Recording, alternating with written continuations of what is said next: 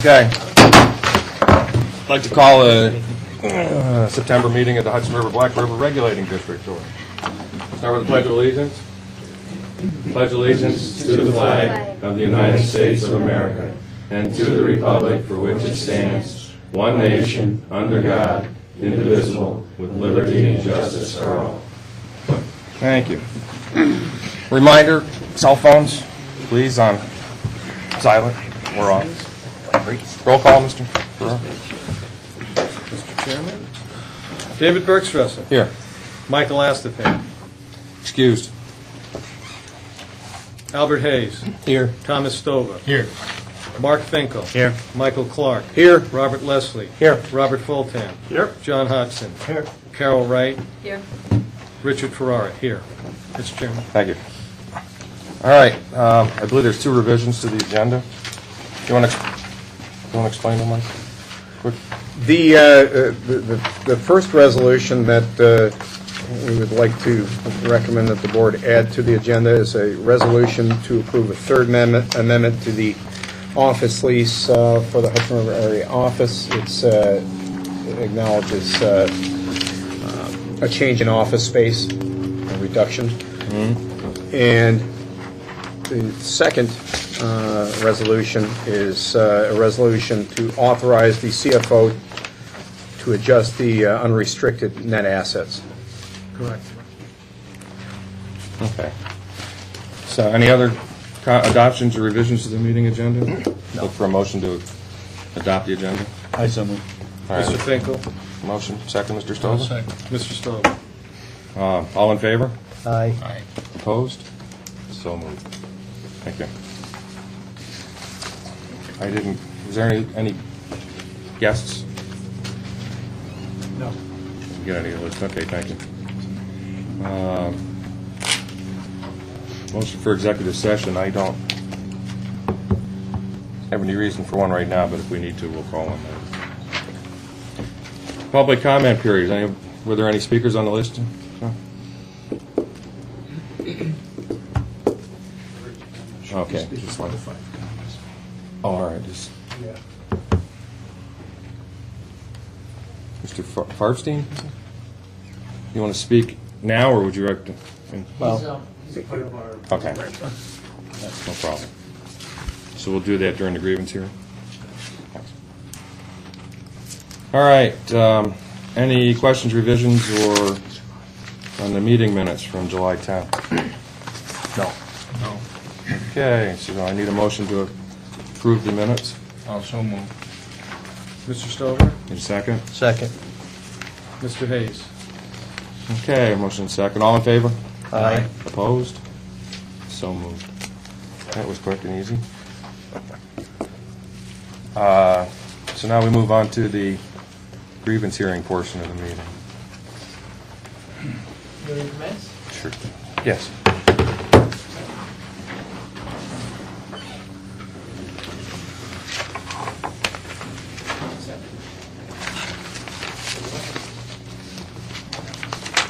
Good morning. I'm Mark Schachtner. I'm an attorney from here in Grievance Falls, and I'm here as special counsel to the 5 counties that have submitted a grievance complaint to the district. Mr. Ferraro or anyone else, am I where you want me to be? You're fine. Okay, if that changes, let me know, please. Or anyone else of our presentation. The 5 counties, as the district knows, are Albany, Rensselaer, Saratoga, Warren, and Washington. We have filed the formal document, the complaint, objecting to the portion of the apportionment that we are grieving here today.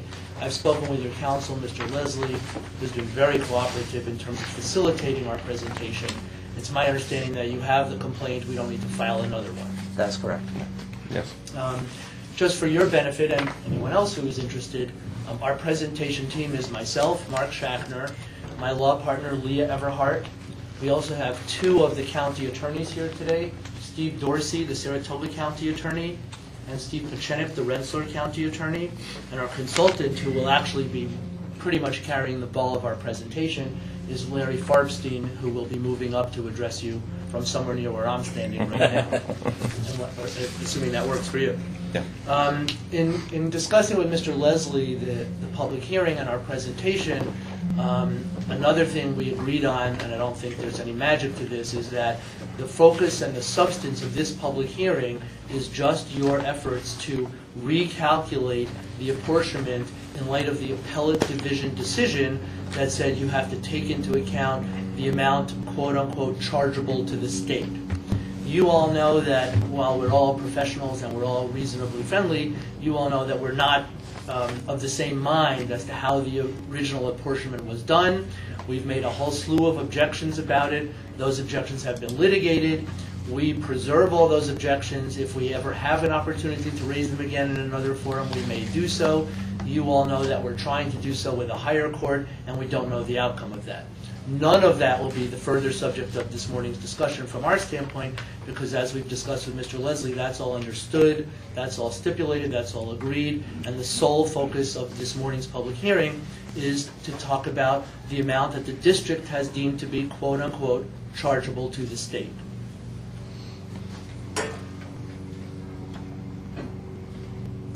We did ask, this hearing was originally scheduled for this past Tuesday, September 18th. We felt two very significant constraints with that date.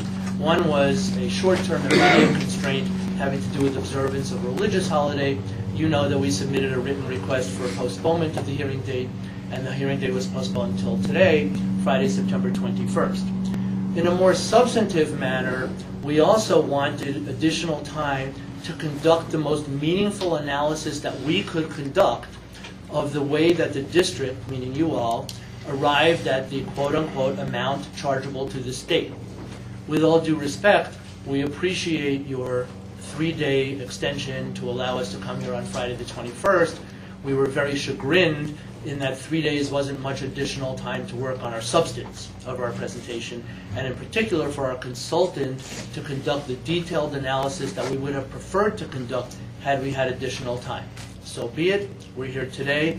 You'll hear Mr. Farbstein make reference on a number of instances, or in a number of instances, to places in the calculations where we had to make certain assumptions or accept some of your baseline assumptions that we would have preferred to have the opportunity to analyze on our own, but we simply couldn't do that in light of the shortness of time. So I'm stating for your benefit and for the benefit of the record that we wished additional time and you were unable to grant it. So be it. What I'm going to do is give you a fairly brief, broad brush type of roadmap of the substance of our presentation, which will be presented by our consultant.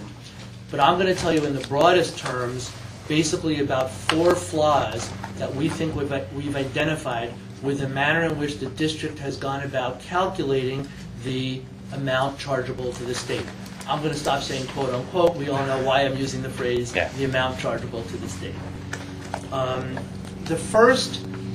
There are actually 3 categories of flaws we've identified, and the first category has 2 subparts.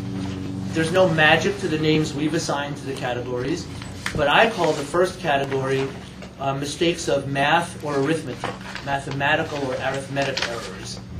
And those fall into 2 categories. The first category is artificial or inappropriate inflation of the value of the non-state-owned properties in the counties in the floodplain area. And we will demonstrate to you, and we don't think ultimately you'll disagree, by the way. We think this is fairly objective, straightforward stuff, and presumably innocent mistakes. We will demonstrate to you how the amount of the value of properties not owned by the state is artificially or inappropriately inflated simply because of duplication of entries where the same property is accounted for and its value is accounted for multiple times. Presumably by innocent mistake. My belief is it's all the evils of the computer world, but we'll hold that for another day. What I mean by that is the manner in which you retrieved your data led to duplicate entries. And when I say duplicate, that might sound like double dipping. but some properties, there are triple, there are quadruple, there are quintuple, and there are whatever the fancier words are for more than 5 times entered of the same properties. And again, our consultant will demonstrate this to you in more detail. The second subcategory of what we call mathematic or arithmetical mistakes is what I call the other side of the ledger, if you will. If you think about this in sort of a ledger sheet fashion where non-state-owned stuff is on the left and state-owned stuff is on the right. What I just addressed was non-state-owned stuff on the left. On the right side, in terms of state-owned property and its valuation, there are a number of properties, including some very significant, substantial, and valuable properties that we believe we can clearly demonstrate were mistakenly entered in your data on the non-state-owned portion of the ledger sheet, if you will, that should be on the state-owned portion of the ledger sheet. That's the second category that Mr. Farbstein will address under what I call the mathematic or arithmetic mistakes. There's 2 more categories of what we believe are flaws in the district's calculation of the amount chargeable to the state. Excuse me, I should have asked this question sooner. How's my pace, Ms. Stenographer? Thank you. The second additional category is we believe that the district has undervalued and substantially undervalued the bridges owned by the state. And that's another issue that our consultant will address in some detail. And the third and final flaw that we believe we've identified is we believe that the district has also substantially undervalued the state road ownership portion of the equation. On that last one, and again, Mr. Farbstein will address this in more detail, on that last one, that's the one where we suffered the most inability to conduct the detailed analysis that we might have wanted to conduct had we had more time. We really had to look at or accept a number of baseline assumptions and premises that we were unable to analyze in the level of detail we wanted to, but we still think we're going to present to you data that shows, we can't tell you what it should have been, but we think we can show you data that shows that it's still undervalued. If it's okay with your counsel and anyone else, despite the somewhat formal nature of this proceeding, we have no problem at any time with any member of the district staff, or anybody else interrupting to ask any questions along the way. Totally fine with us. If that enhances your understanding of what we're trying to communicate, we're all for it. No problem. Great, thank you very much. Leah, is there anything that I missed that you can think of? Larry Farbstein is our consultant. I'd like to introduce him. I'd like to give you, just to put in your record somewhere, his resume. Okay. And I'd like to ask him to briefly summarize his experience so you have an idea of who our consultant is. And he's going to talk for considerably longer than I just did, and we can set that up however you and he want. I assume in this general area. Depending on where you want to end up. I've become irrelevant now. So he can stand right where you were standing. Many people's dream. I don't think we necessarily have copies for everybody, but All right. Certainly. Thanks. The board. you can sort of or the other person or something. We're easy. We can share. Yeah. That's what we do.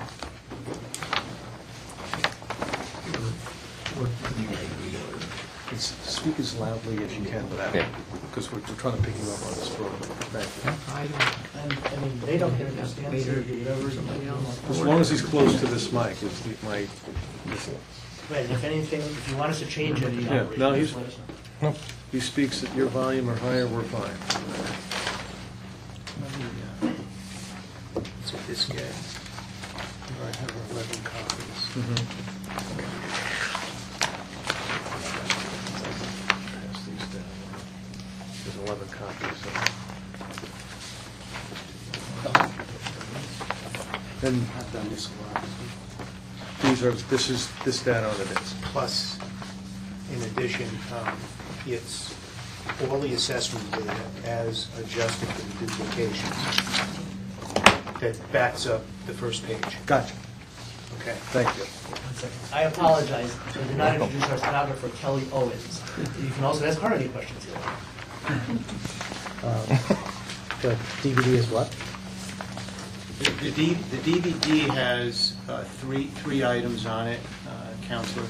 It has the two sheets that I gave you, which is the summary of the assessment adjustments. It has the spreadsheet delineation of the bridge values, and it also has, in support of the assessment reductions, the information that you provided to the 5 counties for all assessed values as sorted by state and non-state, with duplicates removed. Got it. Okay. Which I will explain in some detail.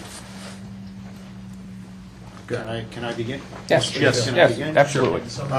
Yeah, in terms of my background, for those of you who don't know me, and I don't really know much people here, my background in public service started with the legislature. I was on the staff of the Assembly Ways and Means Committee, in an earlier time rising to Deputy Director of Budget Studies.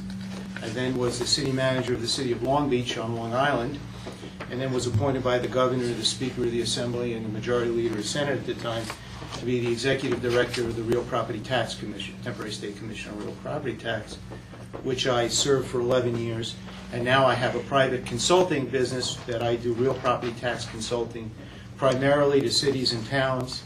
And in that regard, as you can see from my resume, I also do, in addition to equalization rates, segment rates, et cetera, I do revaluations and have done revaluation and modeling for revaluations with respect to cities like the cities of Albany and Schenectady. I do work for East Greenbush, so if I'm thinking of the region that you're involved in, I've done work in virtually all the counties I've represented. Some municipality in all the counties, I think with the exception maybe of Washington. But I've done work in the other 4 counties.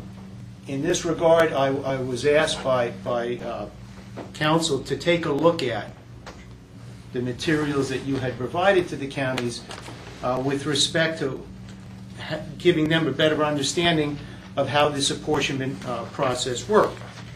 And in that regard, I was struck by the fact that when I looked at the data that you had provided, I immediately noticed that you had identified duplications in the state assessments. That is, the state properties identified by property tax section, lot, and block numbers, or what we call tax ID numbers. And then I said, I better look at the other side as well and look at the private side. Now, in that regard, what I wanted to let you know, in extension of Mr. Shackner's remarks, is I don't know how you got the data. I made a certain set of assumptions that you've asked the counties or particular towns for the data, and they gave it to you in an Excel format or in a format from the RPS system that can be converted to Excel. And that's how the data was received. They were Excel spreadsheets. Yes, they were Excel spreadsheets. Okay. I deal with ARPIS a lot, and just for your own edification, this real property information system that the state uses and gives to the local governments, and that's in use by the various towns and cities in the 5-county region, has certain kinds of peculiarities. And you wouldn't necessarily know these peculiarities unless you deal with the system day in and day out. One of the issues with it, which I don't want to get overly technical about, is it's not a true relational database system. It's a system that was added on to an older format with the kind of shell that you have. But in terms of its reporting ability, it has peculiarities. And let me give you 2 examples of these peculiarities and why it impacted the numbers that we discovered when we looked at the data that you provided. If you look at vacant properties, for example, a vacant property will have a tax ID number, it'll have an assessment of land in total, and for that particular purpose it'll be the same because there are no improvements on it. But in the system allows an assessor to use different land types. It could be primary, it could be secondary, it could be residual, it could be waterfront, it could be restricted. There are 9 or 10 different land classifications. So if you had a 20-acre piece, or even a 2-acre piece in the city, the first half acre would be primary and the rest could be residual. It depends on how any individual assessor cared to classify the land. Why is that important? It's important in the sense of when you get the information, because the system, when you ask it to give you an array, a delineation of this, if there are 4 or 5 land classifications, you will get in a data dump, to use the vernacular, you will get that property 5 or 6 times, because each classification will come up, and the way it arrays, it will show you the assessment for each one. So if you weren't aware of that, you would find that same property listed 5 or 6 times, depending on the number of land classifications. Just a quick question. Yes, sir. What do the counties use to determine assessments? Well, what the counties use is they get an assessment roll that doesn't speak to that particular number, because what they get is they get an assessment roll that merely has, by section, lot, and block number, the assessed values. In other words, for the county, when it has to do its apportionment for county taxes that equalize out amongst the towns and cities, they get the actual assessment roll. What was produced here by at least 2 of the counties in great detail, 1 and less, was that data dumped from what's called the ARPA system that gave you the custom report. Interesting, you'll see in here when we get to it, in 2 of the counties there's virtually no change. Because I think they gave you a different set of information than you got from particularly Albany and Rensselaer counties. Okay, and that's why you'll see the difference. So that's the vacant land part. In the commercial part, there's a similar type of analogy, and that is, you may have properties that have different uses, what we call mixed-use properties. You may have retail, you may have office, you may have apartment, you may have 4 or 5 different uses, storage, whatever. And they get what's called a used-as code that goes from A to Z. If you ask for that when you're looking at commercial properties, if there's more than one use, the same assessed value will come up 5 or 6 times, including if the assessors use this catch-all, which is the so-called Z98. What is Z98? It's everything else that can't be classified. But that number will also, that category will also produce that value. So what happens is, for the most part, in the commercial and in the vacant lands, you're going to find, to the extent that they're either mixed use or use the Z98 category, or in the vacant, they have more than one land classification, because under their zoning, they may say the first half acre, is we're considering primary, another piece we're considering secondary, if it's wet, if it's restricted, what have you. They have 9 categories that any assessor could use to classify any piece part of a land assemblage under one tax ID number, and so on. So what happened was, when I saw what you had done with respect to the state, what we did is we took your information by county and then by municipality, whether it's a city or a town, and what we did was we ran a sort routine. I should tell you that we didn't change anything because of the time constraints that I was operating under. I didn't have the time nor the ability to say, are all these properties properly in the flood zone or not? My assumption was I wasn't changing anything. Whatever assessments were provided for on the disc, whatever properties and their associated assessments were provided for on the disc, that's what I used. I didn't add any. I didn't subtract any.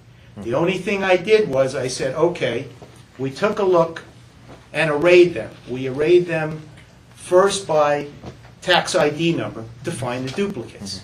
And in fact, not to my surprise, we found a whole series of duplicates. Those duplicates were removed, whether they were on the non-state side or on the state side. You had found the number. I actually found some additional ones beyond the ones that you had identified in what you had given us. I found additional duplicates that we removed. Okay. On the state side. On the state side. On the state side. On the state side as well as on the non-state side. Then what I did was, after having removed them, I then did a further sort and bifurcated or partitioned them into state and non-state to get the values. And in this regard, obviously, because we had ownership, I looked for, obviously, state of New York, people of the state of New York.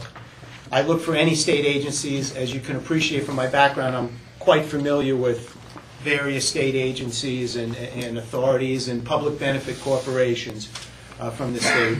And looked for those because some of those had to be further adjusted between the state and non-state. And I'll give you the biggest example, and that explains a big difference in Albany and Rensselaer counties, and that's the Albany Port Commission, which is a creature of the state. It's a public corporation.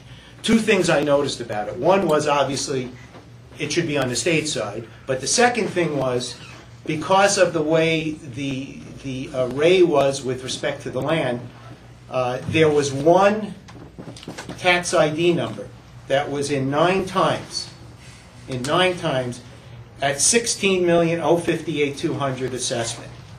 Removing 8 of them removed $150 million in value just from that one tax ID number in the port. And as you can appreciate, I happen to know a little bit about the port because I am the consultant to the city of Albany on all their tax matters. With respect to the port, by an act of the legislature, which created the authority back in the 20s, all land there is exempt.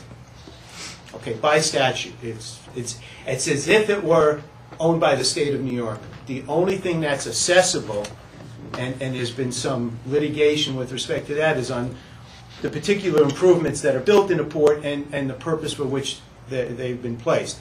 We've litigated that over the years. The courts have held this is the functional equivalent of a state agent, the state of New York, and you can't assess it. We tried, obviously. Do you have a cite to that? Court cases which indicate that that's basically state property? We can provide it. We can provide it.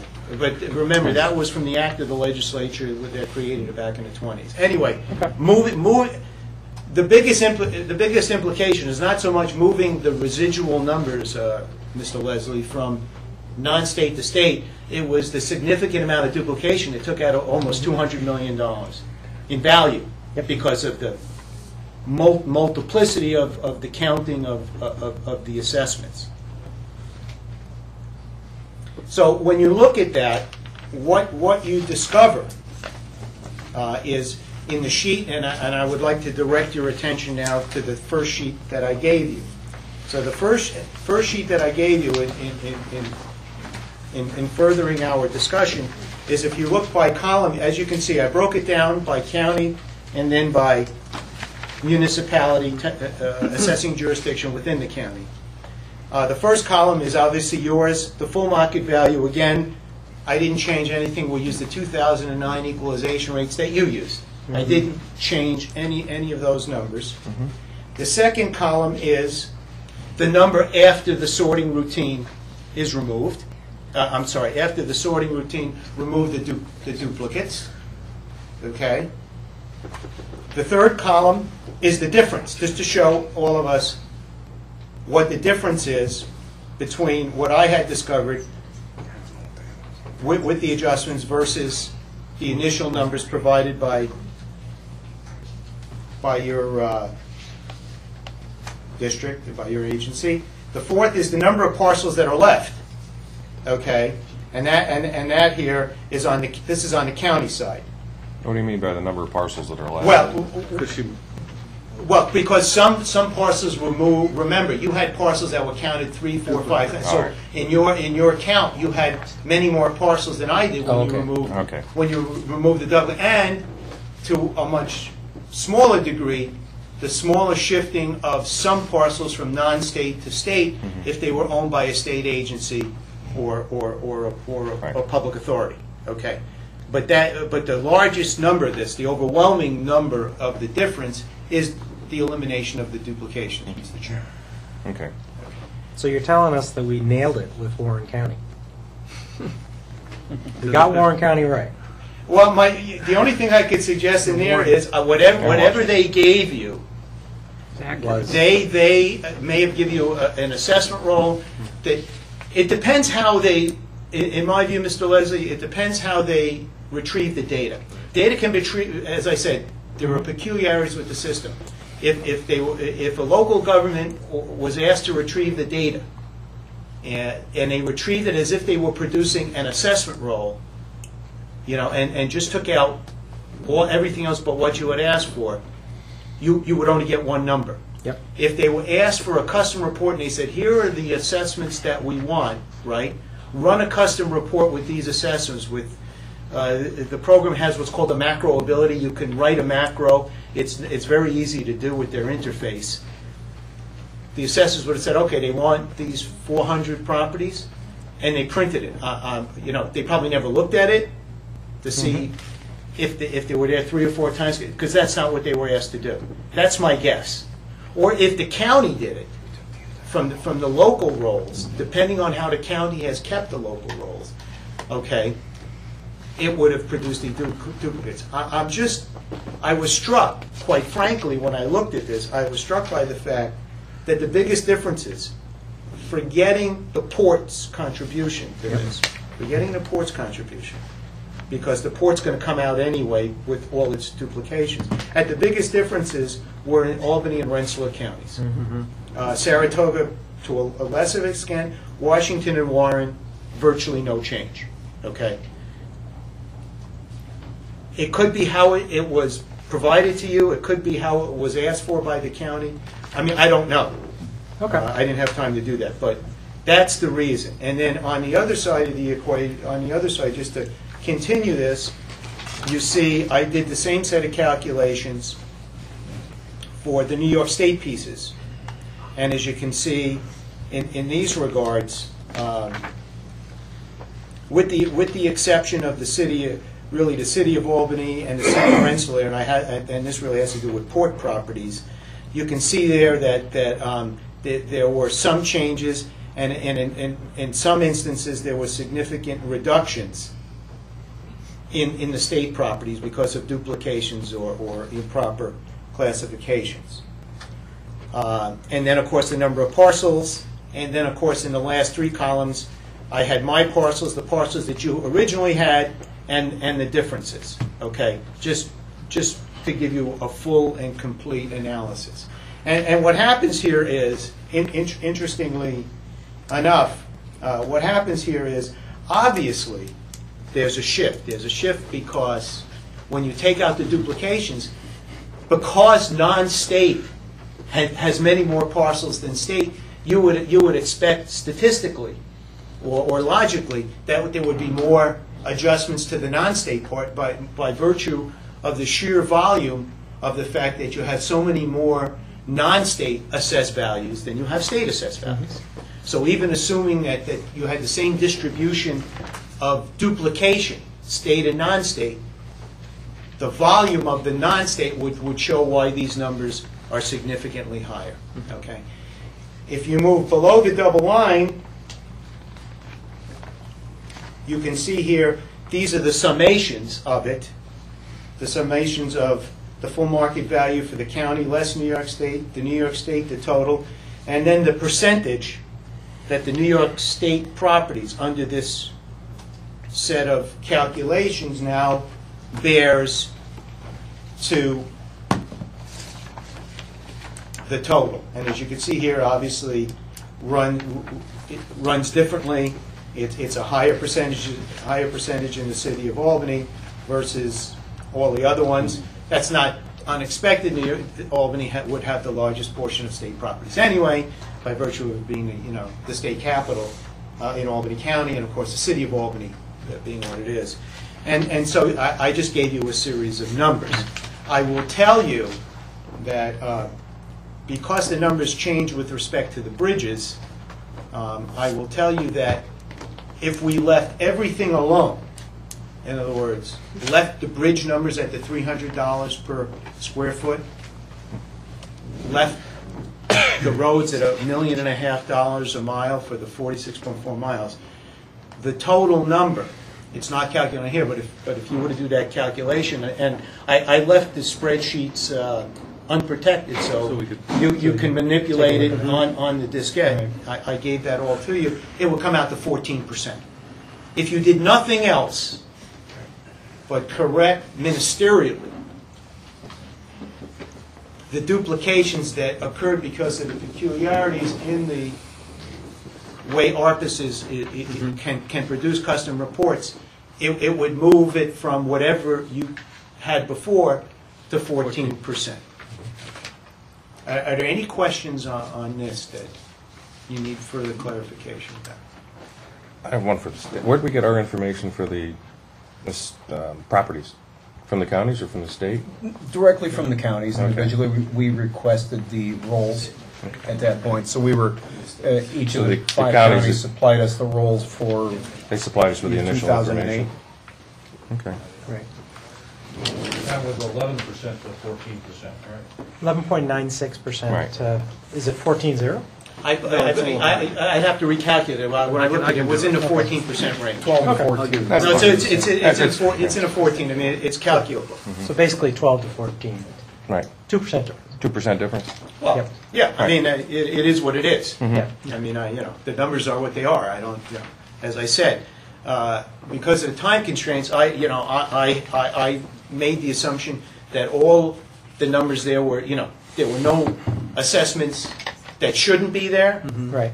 Okay. in terms of properties, nor were there assessments that should have been there but weren't there for whatever reason. So Right. you're adjusting the county's information. I'm adjusting the information that you sent. Well, yeah, right. Essentially. Essentially, it's right. It's circular, but whatever Yeah. you sent on that disk is what I used Right. without Okay. change. Which was provided by you or the There counties you go. originally. Fair enough. It all comes around in a big circle. Fair enough. Okay. So that speaks to the first part of this equation. Now, Yes, sir. I have one question. Below the double line, I get, you've got Albany, then you've got the counties, the state properties, the total fair market value, and then the state percentage. Right. So that's by county, the state percentage, or basically a subtotal of the state percentage per county? Yeah. In other words, the New York State percentage is in Albany County, it's 11%. Just of State properties. property. Just state property. Just state properties in Albany Versus all. County. Yep. This is physical properties, nothing to do with The- transportation. This has nothing to do with roads or bridges yet. Right. Right. This That's is it. Roman numeral 2 and Roman numeral 3. Right. So That's the number. right here. Okay. Let me go through this. So 11.08%. So the state properties in the county of Albany are 11% of the total properties in the floodplain. Okay. So it's And- not just and- 11% of the properties in Albany County. No. This actually this is 11%. all in the floodplain. This is 100. Okay. Your 100. Yeah, I didn't change anything else. Yep. And as you can see, when you go down to the bottom line of all of it, all I did was I set up the array and the calculations to say the fair market value in each county, okay, Yep. was X. The fair market value from the county less New York State, the New York State, the total, and then the state percentage by county. Just from the information that you gave me. Yep. And the subtotal underneath for all the 5 counties, you're roughly 5.38% before we talk about bridges and roads. Yep. Okay? So I just gave this to you as just additional information for you to look at, Yep. because one of the things that we had talked about was, for apportionment purposes, you needed to know by county what the numbers look like. Right. So I made this extra set of calculations with the data that I had, just to give you additional, you do with it what you will, Right. but I just gave you this extra set of calculations for you to visually see what the impact is by county. And as the chairman had asked about Albany, it's not surprising, because in Albany, you would expect from the city of Albany to have the largest percentage of state property, because it's a state capital. Right. I think that's kind of... And your 11.08% in Albany includes the Albany Port Commission? Yes. Okay. Yes, it does. Yes, it does. Okay? Yeah. It does. So that... Okay. Okay? Or with you. Okay. Any further questions on this? Not yet. Not yet, okay. Any other question? Okay, now let's move to the second part, which are the bridges. Even though I have experience and I'm a licensed, certified real estate appraiser, and I've done a lot of work, including mass appraisal, I'm not an engineer. So when it came to the bridges and I read the materials that you had provided, and the calculation, I asked for and received help from one of the county engineers who was kind enough to walk me through what decking means and all the other things and the value. And then we were talking about, does this represent a reasonable number? We talked about the fact that, is there some place that we could look at that would indicate in recent times what bridge reconstruction, rehabilitation, repair had cost in New York State, in this particular area?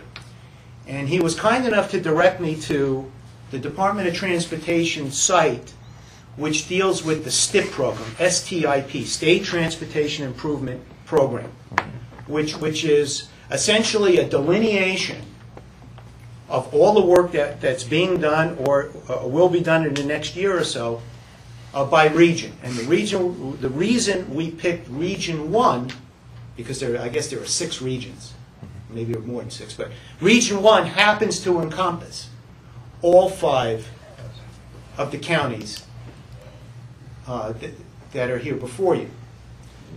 We then started talking about bridges, and I even mentioned them. I said, I happen to represent the town of Hadley on their property tax matters, and had to be up there some months ago, actually with respect to the hydros. A sore point for all of us here in terms of their valuation, but I represent them because they're suing the town on the value of their properties. They sue us too. Huh? They sue us too. They sue you too. There you go. And I crossed when I crossed the road on 9N to go between Hadley and Luzerne. I crossed the bridge, and I remember that bridge being rebuilt. It's a small bridge, but it goes over the. So I asked him to work with me, which he did, and identify in the STIP program. I was looking for at least 5 bridges that have been redone in the state of New York in recent times or are currently being done, for me to get a better understanding of what the price per square foot would be of the area. And so if I can direct your attention to the second spreadsheet, these were the 5 bridges that we discovered looking through the STIP documents, which are on the Department of DOT website. Okay? So you see the bridge name, its location. Now the NBI structure number. One of the problems that we had with the STIP documents is they give you the construction cost, they identify the property, but they don't identify the particulars of the bridge. Okay? And so we were looking for a database source that could tell us, what about these bridges? I mean, because you have in your delineation the bridges that are in the floodplain that encompass almost 1 million square feet in terms of all the bridges, but we didn't have that data. Luckily, there is the National Bridge Inventory that's maintained by a nonprofit corporation on a website that if you plug in a location, it comes up, and it comes up with length, width, between the columns, and it gives you, it gave you in meters, but it's easy to convert meters to square footage, and so we converted it to square footage, okay? And what we did here was merely, if you look at it in the columns from left to right, you'll see the bridge, okay? Some of them go over water, some of them go over the Interstate 87. It gives you the location. The NBI structure number is from the National Bridge Inventory. The owner is DOT. I made sure that DOT was the owner. The deck area and the square footage is the mathematical calculation of the width by the depth. The STIP Region 1 total 4-year costs, some of them were done, some of them are on the process of being completed. And then if you look at it, the construction cost per square foot, which is merely the algebraic or arithmetic calculation one by the other, comes out to what it comes out to. I gave you just in central tendency statistics what the average and median are, and as you can see, they're significantly higher than $300. The other thing I provided, because I was curious to see, because in the bridges that you looked at, you assigned one number, even though the square footage of the bridges varied considerably in terms of the size. Mm-hmm. And in real property tax or real property valuation, in the valuation of real estate, typically there's an inverse correlation between size and value per square foot, meaning that the larger the piece of property, typically particularly in residential real estate, and to a small degree in non-residential real estate, the lower the value or cost per foot. It's the law of efficiencies. So I was just curious here because you didn't make any adjustment, but I wanted to see whether based on these 5, which had actual numbers, an adjustment was warranted. And as you can see from this graph, which is a very simple graph, I just ran a linear regression against the 5, and as you can see, there's virtually no statistical basis to say that a size differential is warranted. So based on this information, which is actual bridge construction in the region during this time period, it seemed to me that the $300 a foot is too low. And what you can see here is, going back to this sheet, what we did here was, with respect to the square footages, instead of being at $300 a foot, on the bottom line, it was put in at $600 a foot to do the calculation. Again, I don't pretend to be an expert in the valuation or the cost of bridges. I'm not. All we tried to do here in the very limited time that we had, I would have liked to do a more exhaustive review. We just didn't have the time, but with the help of the county engineer, at least we were able, with his help, to identify these 5 bridges, and was told these are including the one, by the way, that I knew about anyway from between Hadley and Luzerne, which cost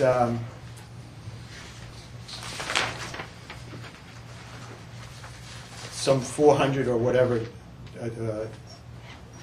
$587.61 a foot to build that bridge, which is the last one on the list between Hadley and Luzerne. So that's why it seems to us that there needs to be an adjustment in the bridge value. And as the engineer told me, he says, and I'll talk about this more with the road issue,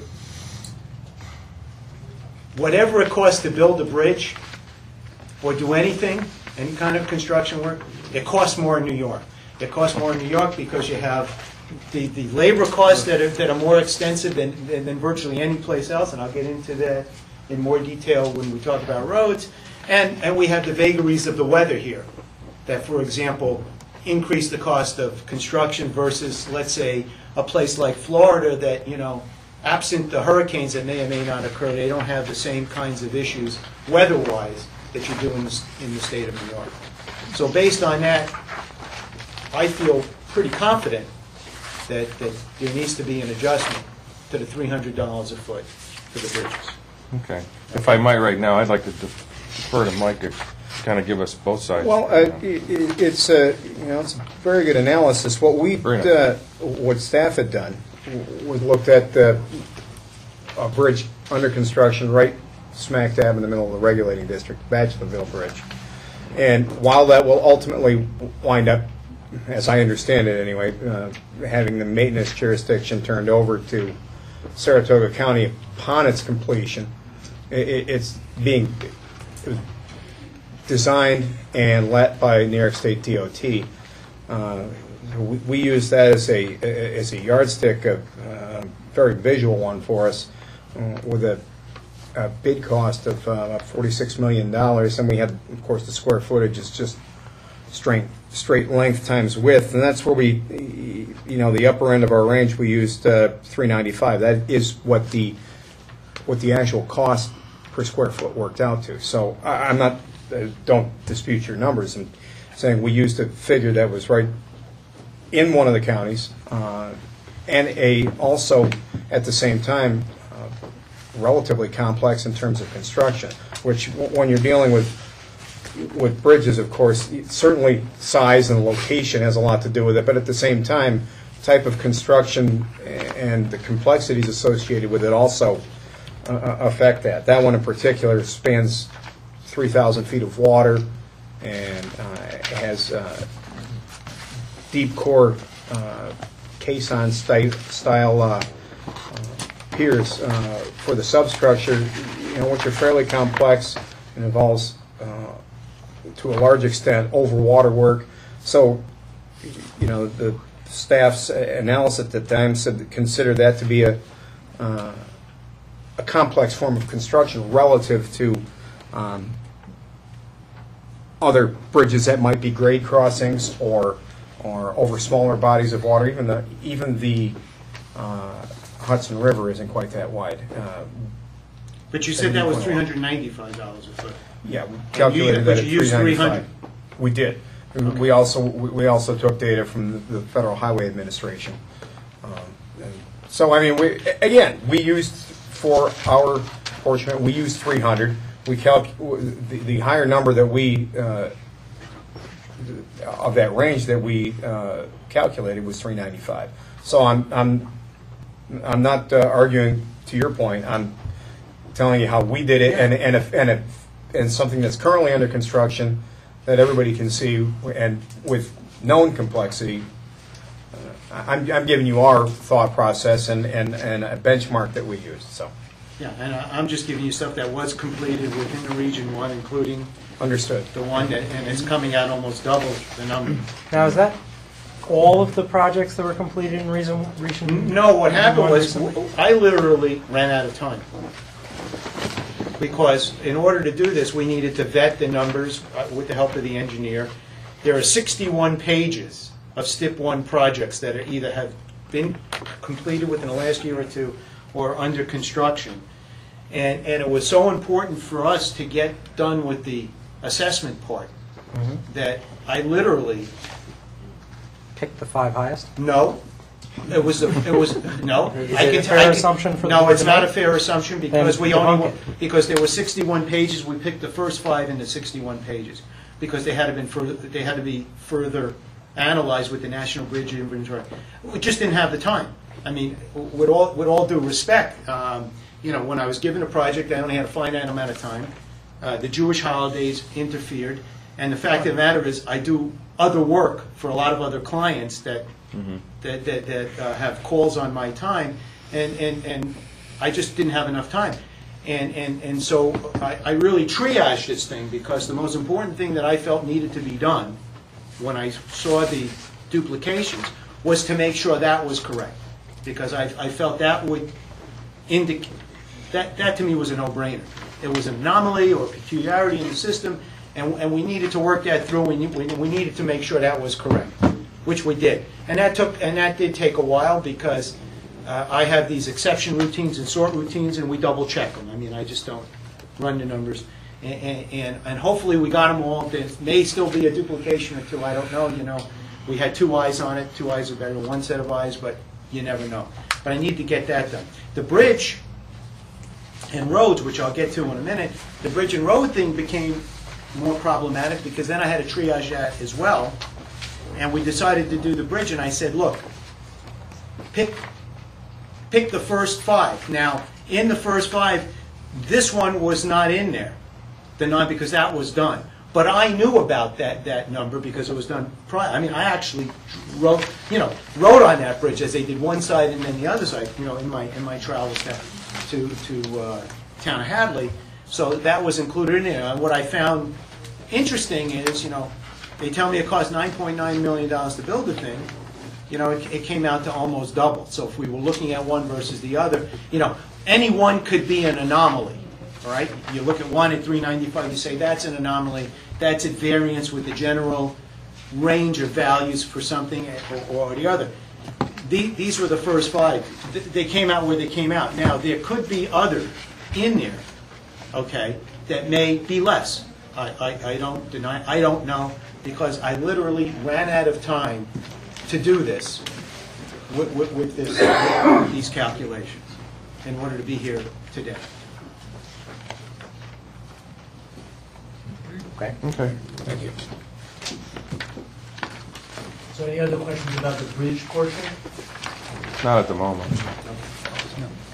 Now we come, as I said, under triage, the last thing we decided to look at, obviously, and I asked again the engineer for help because I needed to understand sizes, medians, and everything of the roads, are the roads. Now, this represents the least analysis that we were able to do, because not only with respect to the time constraint, but because of the data constraint. In other words, when we talked about roads, and again, the county engineer was extremely helpful to me. I'm not a road guy. You want to talk about values of power plants, I can talk to you all day. Commercial, industrial buildings, how to model properties with statistical reliability, but roads are not my thing, as are not bridges. But with respect to roads, it was explained to me, with the different sizes and widths and medians and what have you, how roads lay out, which I have. The problem that I ran into that we could not overcome was in the data that we were given. We were given voluminous data of roadways. We were given roadways for the 5 counties in general, broken down by taxing jurisdictions specifically, both state and non-state, but there was never any indication. Are all these roads in the floodplain? Are they not? And what have you. What I can tell you is when I looked at the state portion by county of the roadways, just the state, all I did was I ran through the sort routines, I put the counties together, I looked at them, I had a beginning and end length so I could take the percent of a mile that they were from the data. I looked at the ownership, and if it was DOT or Thruway, New York State Thruway, that went to one side of the ledger. And just looking at those, and then I looked at the lanes. They went from 2 lanes to 8 lanes, depending on what they might be. It comes out to over 1,000 miles, okay? Just from the data that I was given on the roadways. There's over 1,000 miles of state/thruway roadways in the database that was given to me as part of the discs that you sent to the counties. Okay. Where those 46.4 miles are, I have no idea because it's not clearly delineated. It's not delineated by location. By that I mean, is it in a rural area, a suburban area, or an urban area? And it's not delineated by size. Yeah. You said there's over 1,000 miles just of roadway? Is that Yeah, Mr. Chairman, Yeah. in the database that you gave to the counties Sure. for the roads, when you take that, run it through these sort routines in Excel, Right. and just extract And extract out the state. the state/thruway, Okay. okay, as state roads, it doesn't tell you where they are. Right. Okay? It doesn't tell you what county they're in. It doesn't tell you whether they're in a rural section of a county, in a suburban section of a county, or in an urban section of the county. It also doesn't tell you the number of lanes that comprises, whether they're 2, 3, 4, whether they're state roads, whether they're divided, whether they're interstate. You don't know that. What you have is you have 46.4 miles, a calculation that says they're valued at $1.5 million a mile, and that's the basis of the state roads. So because of the fact that we didn't have this data to even look at that, and again, the time constraint, there's no way to know what it means. What I did do was, you had provided some generic cost models, and that got me curious. Again, with the help of the engineer, I said, okay, I understand these are from Florida, but fine, let's take a look at them. And luckily, you know, the internet and Google being what it is, we were able to go to the Florida website, and I was able to get their calculations from 2009 through 2011. And also, they also provided graphs of what rural roads and the trends over time have been per mile, and urban roads, what the trends have been over mile.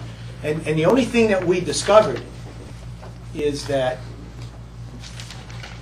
in Florida, as a baseline, a rural two-lane undivided highway in Florida is going to run between $1.7 million to $2.4 million, depending on what the year is. That's the two-lane undivided. Clearly, if it's a 4-lane or a 6-lane, if it's an interstate, if it's in an urban area or a suburban area, the price goes up considerably. The only thing I'm suggesting is, I don't know what the right number is, because I don't know what the breakdown is of the 46.4 miles that you have identified as being state roads in the 100-year floodplain. The only thing I can suggest to you is, by whatever generic measure you look at, $1.5 million seems quite low. And in fact, when I spoke to the engineer, he said the cost of constructing highways in New York, again, given the labor costs and the environmental issues and the vagaries of weather, we would be higher. We tend to be higher in the state of New York in terms of our unit costs for what we do than other states like Arkansas or Florida or Oregon or, you know, wherever else.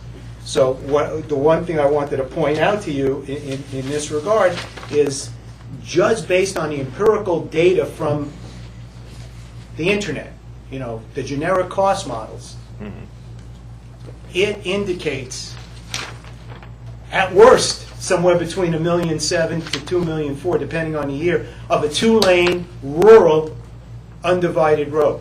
Obviously, to the degree that these roads are more than 2 lanes, to the degree that they're not in a rural area as we would define a rural area, they're either in a suburban area or in an urban area. You know, let's say 787 running along the Hudson River in Albany, for example, which is you know, an interstate road.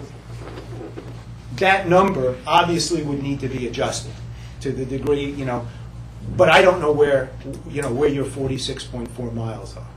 So that was the constraint that we had. But I am respectfully suggesting that that number, based on the anecdotal evidence that we have, appears low. It doesn't appear to adequately represent what the cost would be to construct these roads, you know, into that. Yes, sir. Your 1,000-mile reference, was that miles of roadway within the 100-year floodplain in the counties? No. Did you calculate that at all? I don't know where they are. No, what I said was, what we were given is, we were given a data array for each of the counties, right, by town or city, of roadways that you. So what's the significance of the 1,000-mile measurement? Well, I'm just pointing out that I don't know if they're in or not. I mean, you gave us all this information. My initial assumption was that these are the roadways within the 100-year floodplain, or else why else give it to us? Okay. So there's probably some smaller percentage of that 1,000 well, no, that are what actually I'm in the 100-year floodplain? What I'm suggesting is as follows. Let me be clear about this. In the review of the data, remember, because I did this in 3 parts in order to make sure that I complied with the time constraint, I initially looked at the assessments. clearly in a 100-year floodplain, okay? Remove the duplicates. Then we looked at the bridges, okay? You identified 17 bridges. We looked at from the STIP program, thanks to the county engineer. Then I went to the roadways, and when we opened up the roadway files, the roads, you gave us voluminous information. You gave us information by county, by municipality within the county. And what we did there simply was we said, okay, let's array it, which we did, by ownership. So we immediately did the array by ownership and removed or extrapolated only those parcels that either said State of New York, DOT, Thruway Authority, what have you, okay? Then what I did with those is we made a series of calculations because you had a beginning and an end, okay? And we took the difference as a, if it was 0.02 to 0.08, it's 0.6, the way it was written in your report, at 6/10 of a mile. Okay? What do you mean by beginning and an end? You have a DOT in the data array that says, for this particular piece of road, it starts at 0.001 and it goes to 0.1.3. So based on the narrative that was provided, myself and the engineer understood that to be, it's in fractions of a mile, tenths of a mile. The reason they do that is DOT breaks up any change in cross-section of a highway, and they do it by mile post to mile post based on change in cross-section, for whatever reason. Change in lane width, whatever. No, I'm glad you asked the question. So essentially what we did, just so you know, we took that and then, of course, did the arithmetic calculation and said, this piece part is half a mile, this is a mile, this is a mile and a half, this is a third of a mile, or what have you, okay, based on that set of calculations. And then what we did is we added up in the assessing jurisdiction and then added it up in the county. And then did that for the 5 counties. And when you add up that data set that we received, it comes up to over 1,000 miles. So for us to try to figure out where that 46.4 is within this 1,000-mile universe, there's just no way we could do that. What I can tell you is, if you look at it statistically, you will see that a larger portion of these numbers are either suburban or urban than rural. If you take the standard demographic analysis that, Albany is a city, Colony is suburban, or Bethlehem is suburban, but on the other hand, Easton is rural, East Greenbush may be suburban, but, Skodak or something else is rural, Troy is a city. But using the standard demarcations for urban, suburban, and rural, okay, based on the amount of roadway, you could see that suburban and urban are a significant percentage of the 1,000 miles that you gave us. Now, what's physically in the floodplain, I don't know, because it's not identified anywhere in the documents that we were given. All I'm suggesting is... Well, I think we did issue the GIS mapping of the floodplain, Yeah. correct? DOT provided us with the 46.4 miles of, or linear miles of roadway. And that was done And with total mileage by also. a map analysis using the Right. delineated floodplain Right. over the The roadways question within the isn't counties. really whether the 46.4 is a subset of the 1,000. The question is, from my mind, really, we could have compared the 46.4 as state highway against a number of non-state highways. And that would significantly change the figure attributed to state highways. We didn't do that. Basically, all we're saying is, he spoke at one point of the ledger. On the one side of the ledger, we do have a total for the state highways, like we have a total for the state bridges. we have not compared that and reduced that by a figure for the local highways or for the local bridges.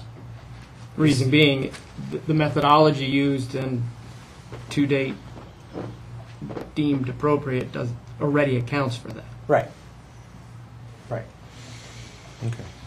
The methodology we used and the approach we used to determine the value of properties and thus the benefit to the counties recognizes their roads being protected also. Right. I think it's The only reason we went through the process of pulling out the 46 miles through and state, 141 through DOT, total. with 131 miles all totaled, I believe, was in order to determine the state share. Right. But I'm just curious if you have an idea at all of what percentage of that 1,000 is within the floodplain, Well, which I think is he's in here's the part- floodplain. I'll wait. Oh, no, go ahead. Oh, okay. We were provided with some GIS information. Unfortunately, it's in ArcView, which is a proprietary program, which none of us have, and so I couldn't look at that, and neither could the engineer. None of us had that program. I sent him the information as well. My only point in this was we had been given a body of information that was significantly larger than the amount that was being used to generate the value.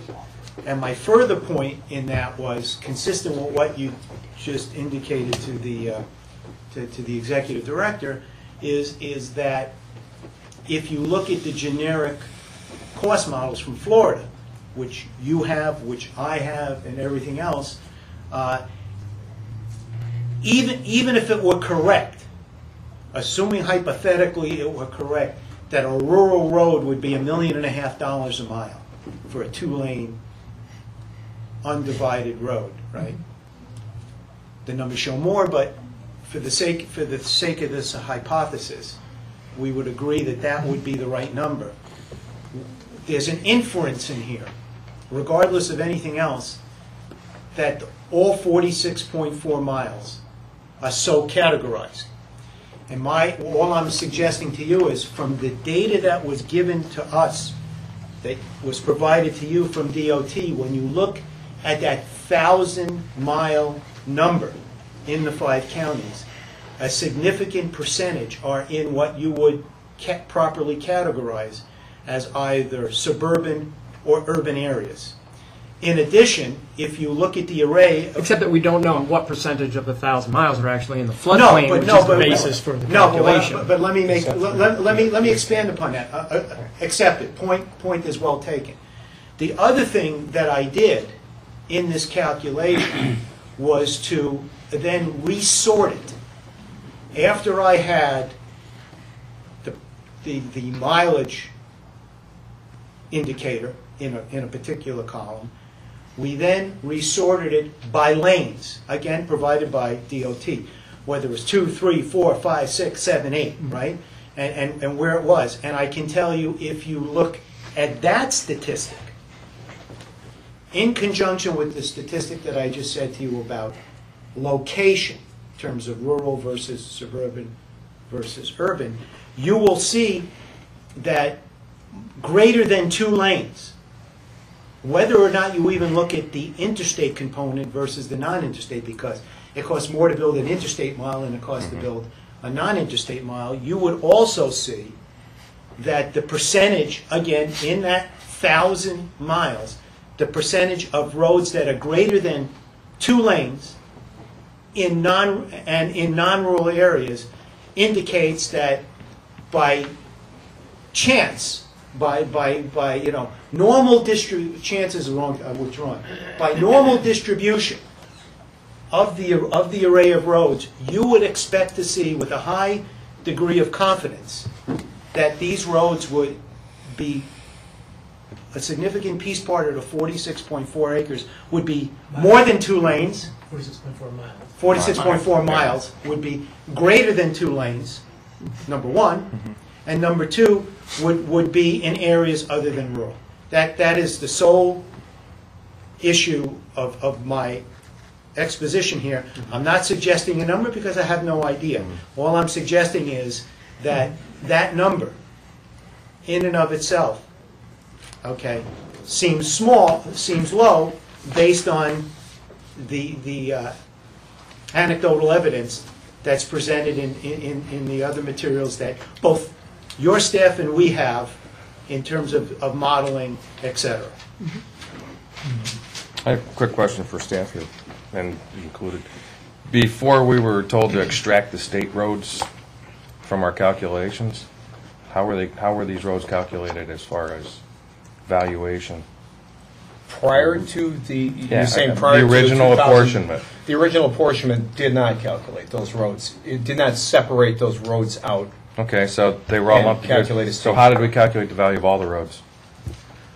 Well, in the the basis and apportionment? the assumption and the methodology that was used, the original apportionment, recognized all benefits, Right. everything that Mhm. that is protected, flood protected, Right. benefited by, and reflected in terms of And we the evaluated. percentages based on those property values within the counties in the floodplain. How did we set the property values for all these roads? Property values of themselves were used to represent all the benefits On the roads also? for the Yeah. counties, including roads benefit. So the roads were calculated originally, even the county roads, is it? They were recognized as certain amount is included. per mile? Recognized as being included Okay, in the benefit. right. Right. I mean, the only reason we went through the exercise was to extract for the the state. chargeable to the state. Okay. And the reason New York State DOT did it, I should add this, was that although the regulating district uses ArcGIS, ArcView, to manipulate the maps and develop the shape files for the 100-year without GSL floodplain, the base mapping that we had available to us, which includes the roads and also but primarily the roads and all the underlying mapping, those lines were not, the file for the base mapping, which included the roads, were not smart lines. In other words, in our mapping, if you moused over and you zoomed in and you looked at any piece of roadway, it wasn't identified by length or width or route number or what have you. DOT, doing what DOT does, has that data because it's Their roads. very useful to them. And so they were the logical choice to extract those numbers for us. What we provided to them was the shape file of the 100-year without GSL floodplain. We provided to DOT the shapefile. Correct. So Okay. they So could then DOT over- at this point could speak with the consultant, we could speak with the consultant, and eliminate a lot of your confusion relatively quickly, rather than speculate on what the 1,000 miles might be, what the 46 miles might be. Now, yeah, let me respond. We're not taking the position that the 46.4 miles is wrong. We've accepted that. If you tell us that there are 46.4 miles in the floodplain, Mr. Leslie, we accept that. State highway. State highways. We Right. accept that. That wasn't the issue. The issue, again, and maybe I said it inartfully, was not that obviously we couldn't identify it. All I'm saying is if you look at the amount of state roadways in the counties, in the towns or cities within the counties, and you look at that array, you discover two things. You discover that there's a large percentage of that 1,000 miles. And I'm making an assumption that the 46.4 is relatively representative. Okay, let me say it this way. I'm making an assumption, a statistical assumption, that the 46.4 miles is relatively representative of the 1,000 miles in two regards.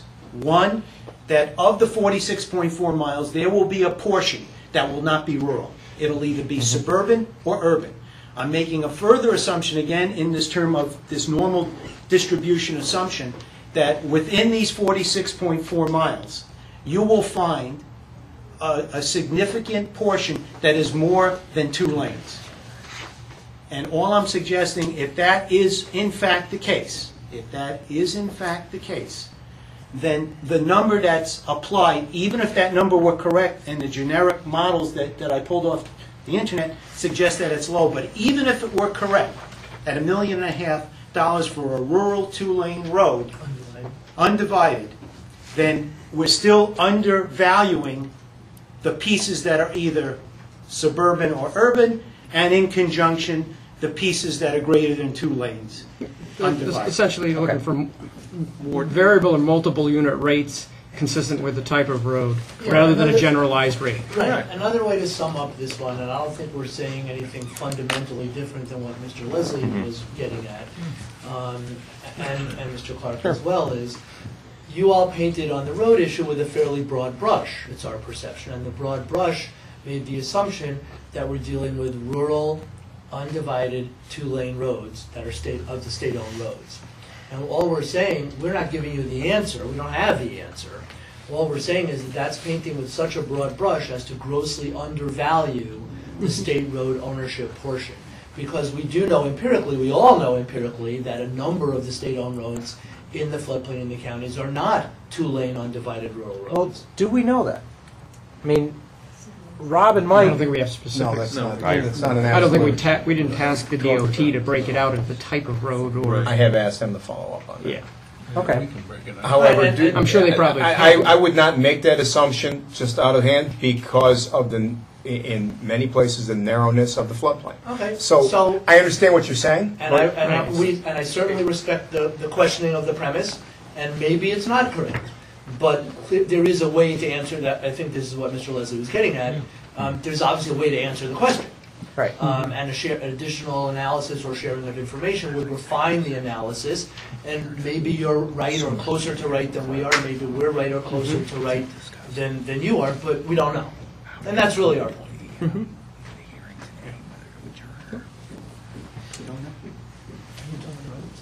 Yeah, I'm done with roads. Is there any other questions on that or anything else that I can respond to? No, I understand everything's been explained.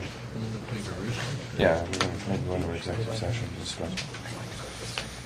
Yeah, it's in there. Okay, the only... We do want to back up one step if we could. Okay. And just on the bridge inclusion analysis, the sheet that we gave you includes a punchline which Mr. Farsi didn't expressly refer to in terms of what impact recalculating the bridge ownership would have percentage-wise. And so we just want to bring that If I back. direct your attention to the first page that I gave you, if leaving the roads at $1.5 million a mile, because there's no basis for us to do anything else, 69.6.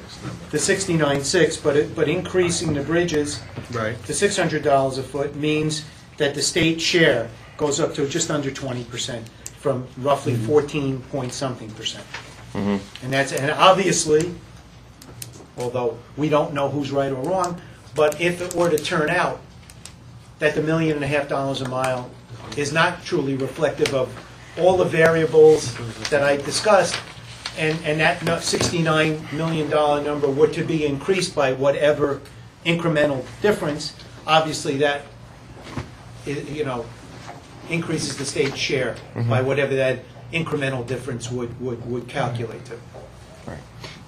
I just have one other question. In your analysis or review, what did you find for your, I know we don't have any 8-lane highways out there, I believe, in the Not the floodplain. floodplain, but maybe 4-lane highways. What was the, Well, in your analysis, what was the unit rate that you Well, found to be typical for that? it's not my analysis. All I did was I looked at the generic cost models. Right. Okay. And as I said, when you look at the rural, depending on what year, it runs from $1.5 million to $2.4 million. But if you were to look at a 4-lane construction of a new construction of a 4-lane road, rural, okay, it's $2.9 million. Rural. If you just say rural. If you look at a 6-lane, it's $4.5 million. Rural. And obviously, when you go to suburban, a 4-lane suburban, these are just their numbers, not mine. If you look at a 4-lane suburban number, okay, it runs to $4.78 million. If you go to urban, just an urban 2-lane is $4.8 million. Yes, sir. Are these still Florida numbers? These are all, what I did was, Mrs. Stover, what I did was, again, in the presentation, you referenced the generic cost model. All I did was say, okay, we had the one for 2010. All I did is I went on the net to the Florida Department of Transportation and said, what other numbers do you have? They gave it to me. I took a look at them. I also, this is, you know, so they were able to, I was able to pull 3 off the net. Then from the DOT, I was able to pull off these charts. They said these are our trend charts from 2000 to 2015, and you can see how they run. And when you look at them, they're all over $1.5 million a month from Florida. I would think in Florida, they probably don't have to worry about heaving, frost heaving, and... Well, that's what the engineer had said to me. Again, this is not, you know, I know what I know, and I rely on engineers to tell me what I don't know. Somebody that lives in Florida 6 months out of the year, even though they don't have the frost heaves and all those types of things, I can tell you their ability to construct roads is much poorer than what we have here. Mr. Smale, might I, that's, David Smale is a frequent contributor or participant.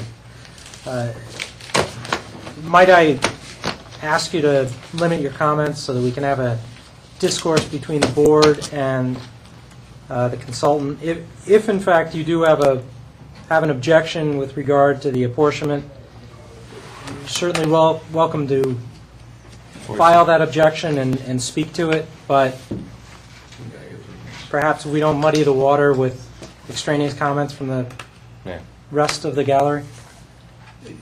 To your comment, again, the indication here is this is a Florida generic model, and what the county engineer said to me, and he says you can look at the STIP and you look at the numbers when they rehabilitate roads, it tends to cost more money in the state of New York with the differential labor costs and the vagaries of the weather than it typically costs in other places, particularly in places that might be right to work states or have a differential way of doing things. So all I'm suggesting is when you look at the Florida data in and of itself goes from $1.5 million to $2.4 million, depending on the year you look, for a rural 2-lane. And all I said was, if Mr. Leslie is right, and all 46.4 miles is rural 2-lane, that tells us one thing. But as a guy who makes his living from numbers and statistics, when you look at something like that, you have a reasonable degree of confidence that there's a portion of that 46.4 miles that is either more than 2 lanes or is in an area other than what we would, in a typical SMSA analysis, describe as rural. That's our major point. Thank you.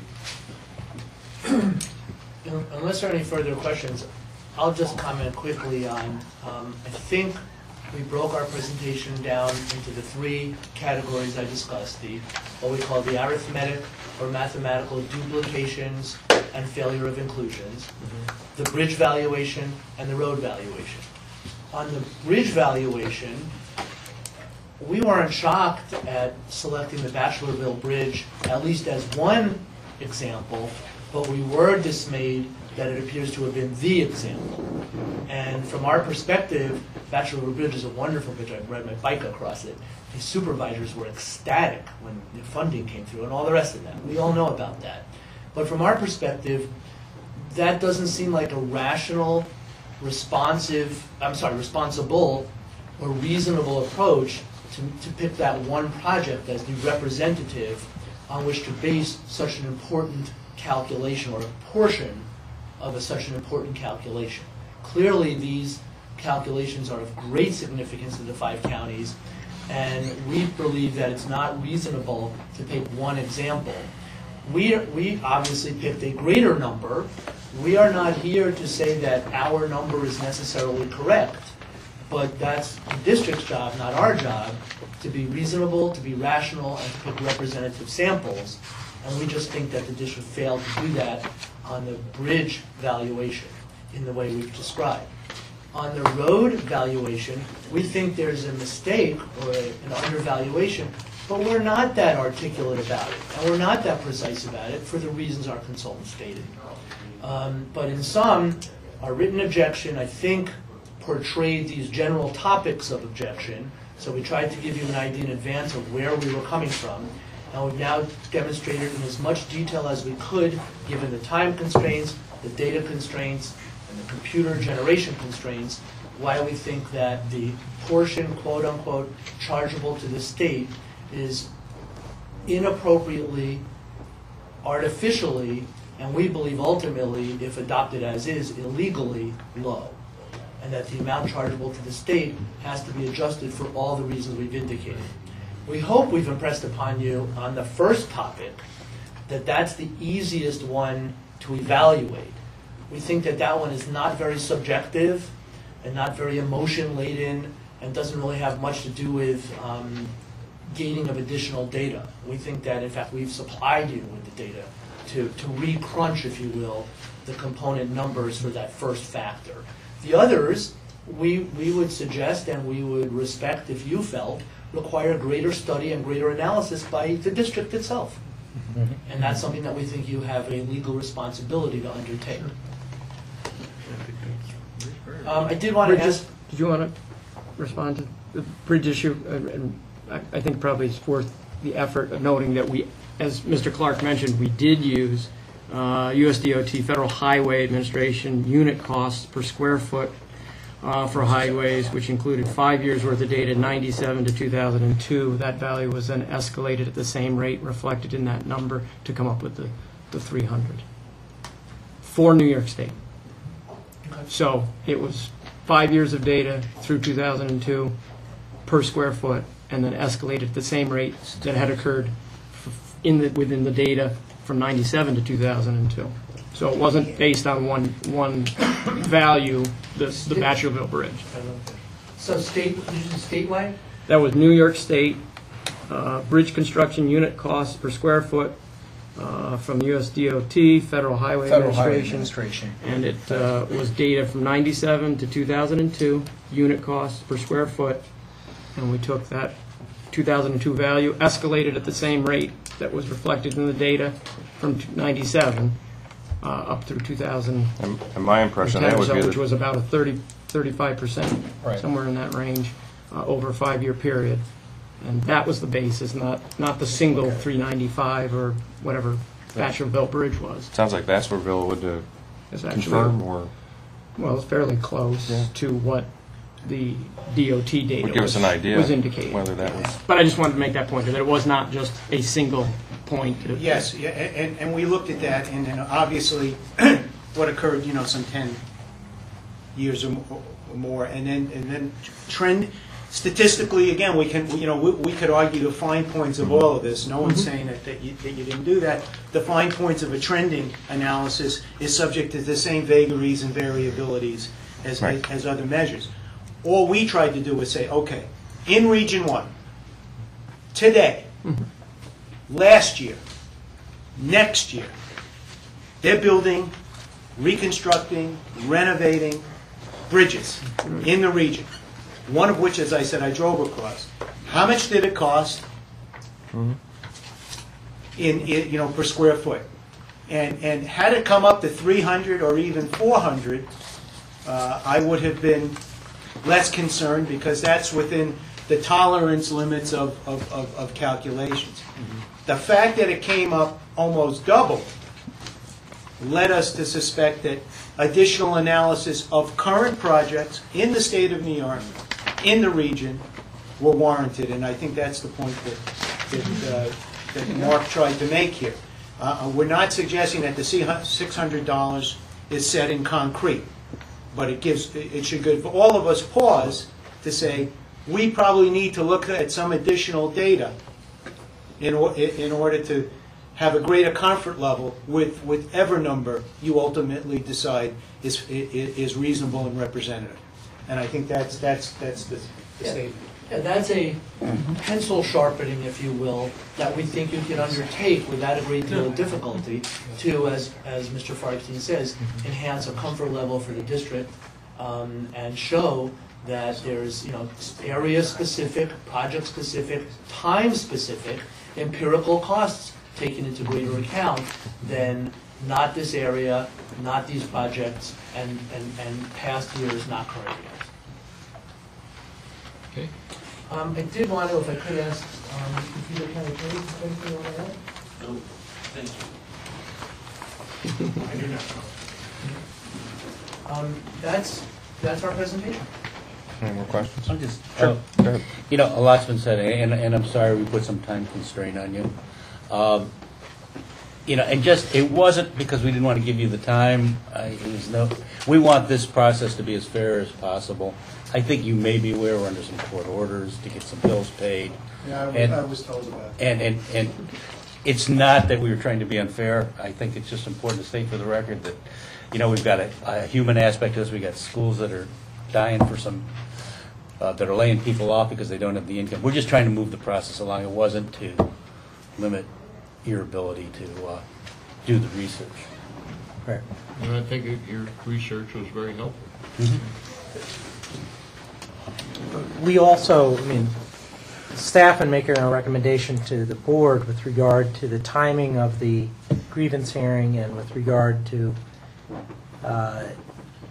whether or not an adjournment was warranted. We looked to the statute that requires a hearing as well as to the regulations which provide the notice provision. It says that we shall provide 45 days. We did that, or we created that regulation through a traditional rulemaking process. Everybody had their opportunity to comment on the sufficiency of the 45 days at that point. That's basically what we followed. In fact, we gave, maybe not significantly, but more time than the 45-day minimum. Obviously, we've got some things to chew over now. I don't want to speak for Mike, but from my perspective, if there are any other issues that the 5 counties come up with before we ask the board to reconvene on this issue, we're certainly willing to talk with them about them. Sure. The offer's always been out there. And we'd like to get together and I'd see if we can iron out any of the differences that we might have. To include making our ArcGIS software available. Yeah, absolutely. Appreciate it. I know also that some of the counties do have that capability, but, time being what it is. And thank you, it's very informative. Quick question to council now. How do we have to proceed now? You have 3 options before you. Thank You can proceed as though nothing offered today is worthy of your consideration and approve the apportionment as is, in which case it becomes final, subject to an Article 78. Your second option is to modify it today based on the information that you saw today, in which case the apportionment requires an approval by DEC's commissioner. Your third option is to basically take what they've said under advisement, instruct staff to go back and sharpen our pencils and take another look at it, and reconvene the meeting at sometime in the future. Reconvene the hearing at sometime in the future. Right. At this point, our next meeting is at Stillwater, which is not the one on the Hudson River, but the one in the middle of the Adirondacks. And that is in October. The meeting after that It's back is here. Back in Well, here. Saratoga County. back in Saratoga County in November. That has been moved, I believe. Or have we We're finally? trying to, Trying to move it right now. Mr. Chairman, I think Off the right election now day. we had at least discussed the week of Election Day, but not Election Day. That, in other words, that I don't know if that's the first week or not, I think it is. It is. Yeah. The facility that we sought is not available that week. Okay. So we would have to change. We can work out the location, but Sure, it we certainly We can would- change the location, yeah. We would have to change location. All right, well, I see no point in approving the apportionment right now because, all right, and I have no way of altering it at the moment. Mr. Chairman, So should I then? I would like staff, to see the information back from DOT on the breakdown of Okay. the highways. I have no problem with that. As far as, I'd like to see the legalities of the Albany Port Commission also, before we take that carte blanche as removed from the rolls. Yep. All right. I think that's important. And as far as the bridges go, it may confirm, may not. But I think we We'll look at- can look We'll into take it. a further- Yeah, just take a think look we further. will take a the further information look. we got today and look at it, that's all. So Absolutely. that would be my recommendation. Rest of the board, any other comments? Do we need a motion for that? I don't believe I so. don't believe so. We just, So Well, if the board wishes to motion that, that's by motion. I suppose, yeah, by, or do we just table it? I assume you can, yeah, table the hearing and we'll, Table the hearing till the November? Yeah, we should consider Till what we heard November? today, but, absolutely. is that okay with you guys, or do you guys really want to go to Stillwater? We're good with Saratoga in November. It's a lovely ride this time. Or maybe here, though. We're not sure. Better here in We're going to work Yes, that out. we will notify. Yeah. Then you might be a problem. In either of those two counties, we can help you if you need physical, to arrange space. Good. We appreciate it. Okay. That would be my recommendation right now, To November meeting. in the interest of fairness. However, again, as Mr. Finkel reiterated, we do have commitments that we have to deal with also that are time constrained. Unfortunately, the ones that suffer are the school taxes right now. Okay. But I think you're free to put forward some more information if you get it. It comes to you. Thank you. Just a point of order, Mr. Chairman. Certainly. Can we expect that when your staff circles back with DOT Mm-hmm. and gets the breakdown of the 46.4 linear miles, that information, in terms of its location, in terms of the lane, Sure. the length, Right. piece part and location and laneage would be shared with council, that we might take a look at it? You'll have that almost as soon as we do. Thank you very much. I see no point, we're not hiding anything. No, it's not, and I have no as I problem. said, we don't know, Right. and if it turns out that it is the way it's represented, then, that's fine. It could change things, it could confirm things. Exactly. Right. But if we would get a delineation of that, we would much appreciate it. No problem. Overall, is it the board's expectation that, based on some of the information we received today at least, there will probably be a modification of the apportionment? That would be my expectation. And with that expectation, the bill that we sent to the counties with the first apportionment obviously would not be due and payable right away, as well as the bill that we've sent to the state Mm-hmm. would be subject to, How do we handle that? Modification. we just don't collect it. Okay. Right.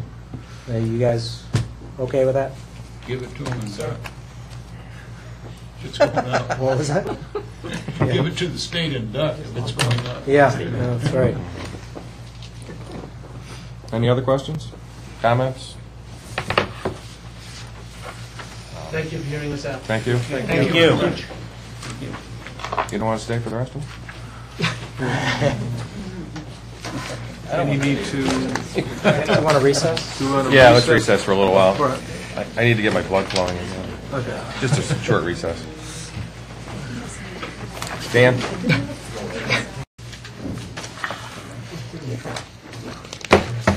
All right. We've been putting the time out. I thought we needed much later Ready? than this. Yeah. All right. Let's go back. Welcome back. All right, grievance hearing being history. We'll go with the report of the executive director. Mr. Chairman, thank you. I've got to find my report. Me too. No, those pages anymore. It's August. Yeah, I'll talk to Lori about that. I can tell you without even looking at my report that the vast majority of my time has been taken up in dealings with the Hudson River area apportionment. Probably well over 80% of that time. And the balance of that time has also been involved in dealing with downstream hydros in the Hudson River area with respect to the final headwater benefits determination issued by FERC a couple of months ago. That is ongoing, and some of it does involve litigation. 27. One more. Go back one more. And with respect to those issues or anything else, my report is on page 26 and 27, I'm sorry. Okay. I'd be happy to take any questions.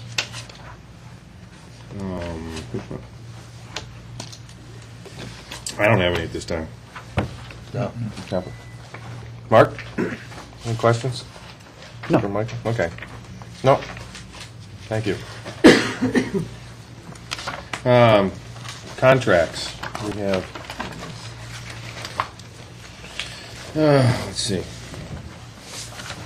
First one, let's go with the completion of the Hawkinsville Dam remediation and remove the final study and design. You want to explain Thank you. that one to me? Sure. Thank you. It looks like it's on page 163, my memorandum. Gives a little bit of background on the history of the Hawkinsville Dam work we've done over the few years, which really started in 2007 when DEC Dam Safety identified certain deficiencies with the Hawkinsville Dam, and in 2010 the board hired a consultant to complete a remediation and removal alternatives assessment. And in April of 2012, staff presented the consultant's report on the remediation and removal alternatives to the board. And in May, this year, the staff recommended further study of two options. Of one of the remediation options and the removal option, the remediation option being option 4, an inflatable weir, and the removal alternative as a final study for us to hopefully make a decision on which of those two ways we want to go, whether it's removal or remediation.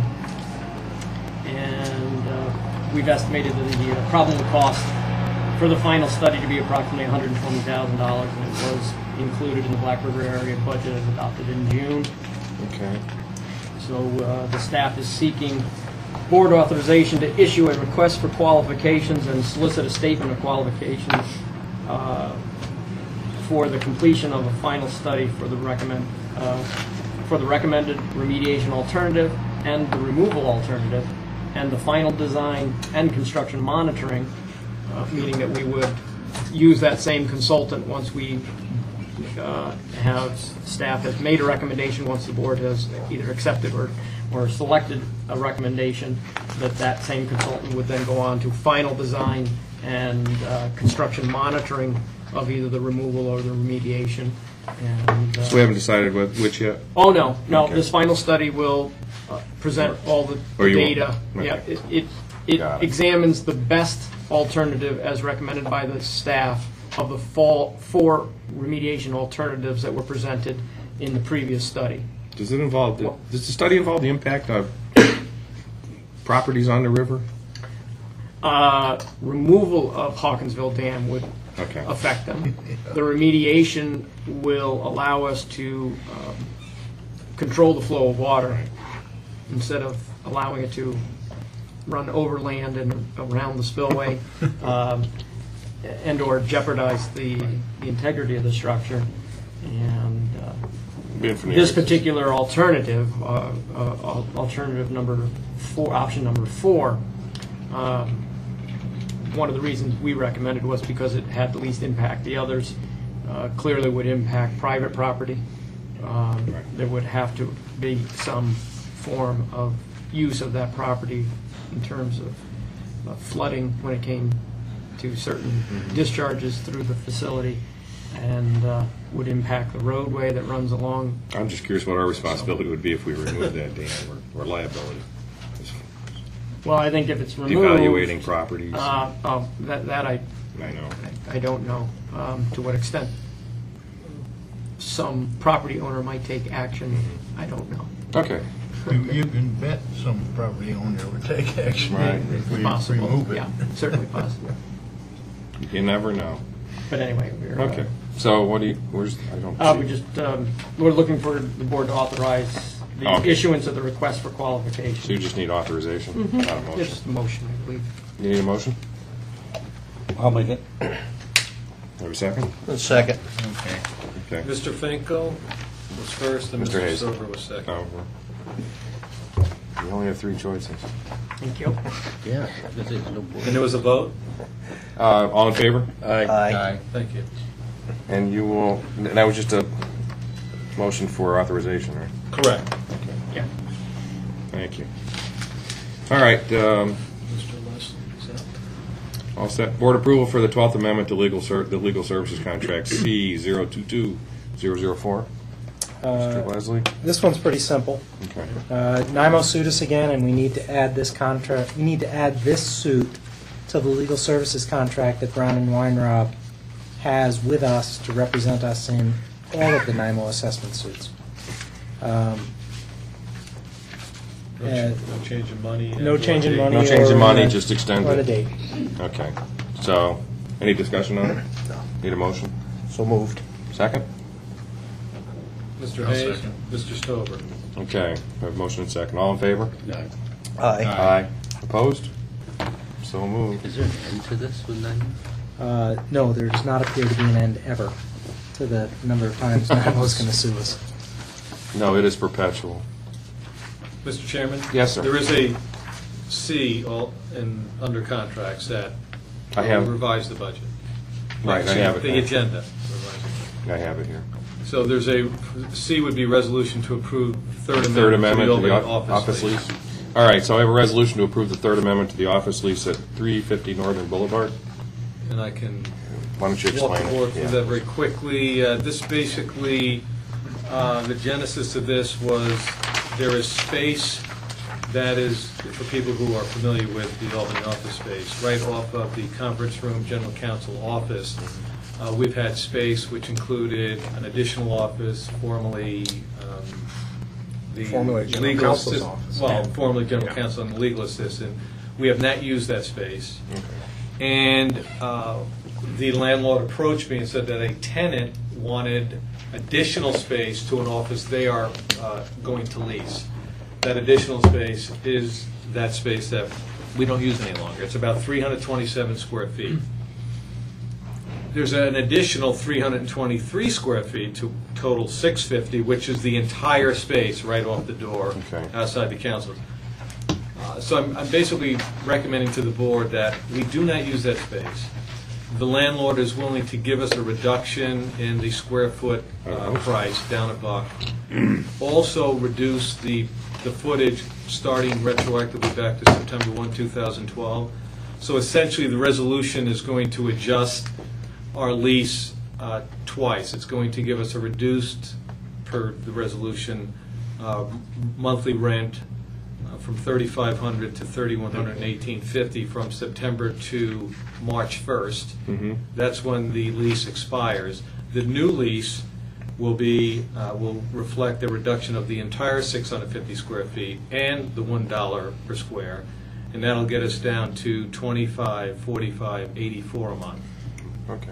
So it's $30,000 a year, down from $42,000. I think it makes sense to Sure. save $12,000 for space we're never We're going not, to use. we're not using it. And the term extension?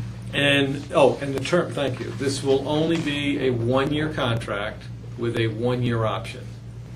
The one-year option will be at that the price. current per Okay. foot. So we're locking in the price And that's for 2 more years. advantageous to us because it gives us another shot at, after a couple of years of negotiating that lease down again, Yeah. or whatever. Okay.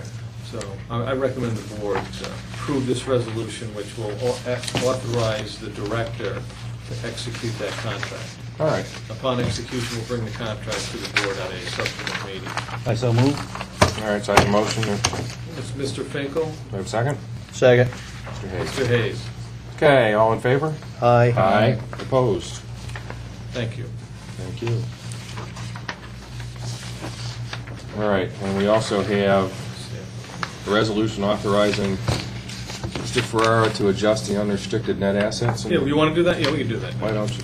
Yeah, let's get that out. It's a contract, isn't it, or is it? Yeah, I was, yeah. that's Oh, you fine. want to bring it up in your? No, that's all right. We can get, let's get it out of the we way. can take care of it now. This action, this is basically a technical bookkeeping, accounting requirement that will take the draft audit that I provided to board and staff to a final audit. And at issue here is a footnote number 7, which I believe in your, Yeah, I saw it. yeah, it's on page 20-something in the report.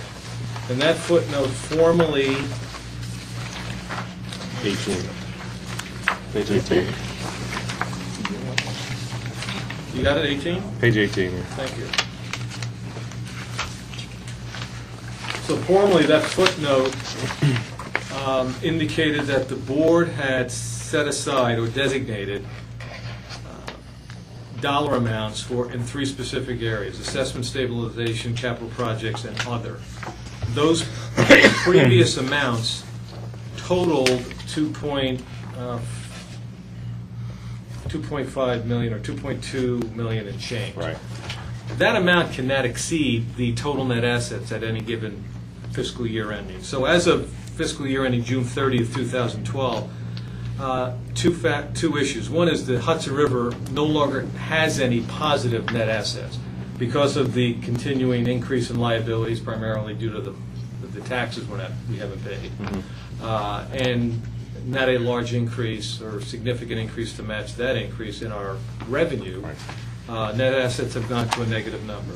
So this footnote can only apply to, and does only apply now to, the Black River area in these new amounts indicated, the 359.3, the 621.253, and the 219.447 respectively. So for the time being, and until the Hudson River receives its assessments, this will be what the board designates as unrestricted net assets for these purposes. Okay. When we get next year, hopefully we have our revenue, we will change this once again. All right. So that's essentially what we're doing. Once this resolution is approved, and I certainly recommend you approve it, the resolution will be sent to the auditor, at which point this draft will become an official document, which will be submitted to the Public Authorities Office, and will set the stage for Randy Shepard to meet with the board at the December meeting to give his formal presentation of the audit. Good. So I have a resolution adjusting unrestricted net assets in the Black River area to net assets as of June 30th, 2012, pursuant to note number 7, basic financial statements contained in the independent auditor's report for fiscal year ending 6/30/2012. So Motion? Do I have a Mr. second? Stover. Second. Mr. Hayes. Okay, so I have a motion and a second. All in favor? Aye. Opposed? So moved. Thank you. Thank you. It's a shame we had to do it. So just for clarification, this draft, there will be no change in this draft. Other than that. Because the page already indicates the change that, Okay, so. got it. That's your report. You can be prepared for the December meeting. Okay, we'll get into staff reports. General counsel? My report is on page 35 and 36. First has to do with the 5 counties litigation with regard to the 2010 apportionment. As Mr. Shackner alluded to. We are waiting on the Court of Appeals decision on the 5 counties' motion for leave to appeal. That motion was, I want to say due date, but that's not the right term. The return date was September 10th. A decision on that is expected in 6 to 8 weeks. Second, just housekeeping. After the July 2012 apportionment, we obviously filed and served that on each of the named beneficiaries as required by the ACL, the Environmental Conservation Law. Copies of the apportionment depicting the state share had also been sent to the comptroller and the Division of Budget. We will notify the comptroller and the Division of Budget that the bill is no longer currently due and payable, but will probably change. On August 30th, Erie Boulevard filed a request for a rehearing of FERC's headwater benefit determination. Basically, Erie alleged that FERC had failed to reflect in the new license issued to Green Island Power Authority that their installed capacity is moving from 6 megawatts to 48 megawatts.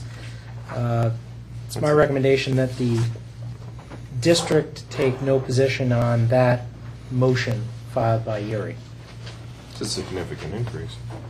It is, but it's a plant None- downstream, and it'll none of our- affect the numbers between the Okay. hydros.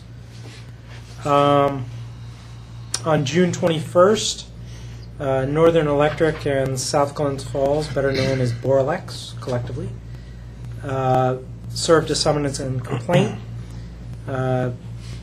Mike and I spoke with representatives of Boralex and the Attorney General's office with regard to that suit. But then on August 31st, they filed a motion for summary judgment. The AG is going to represent us on this. Our response to that motion was due today, but because of today's hearing, Harrisdag, our AAG, got the extension to Monday to file that. Okay. The executive director has engaged Erie Boulevard and spoken to Curtis Palmer, and I believe somebody's talked to Fort Miller as well as we had spoken to Boralex. And as you all know, Albany Engineering has commenced a suit against us with regard to the refund issue on the headwater benefits determination, as opposed to our assessments against those hydropower companies under state law between 2002 and 2008. Along the same lines, our chief fiscal officers had a discussion with FERC regarding the timing of our payment of the $154,790 share of FERC's cost to Oak Ridge National Laboratory to complete that headwater benefits study. On June 4th and June 6th, respectively, Fulton County and Hamilton County brought suit to compel payment of the property taxes. I'm sure that you're all aware of that decision.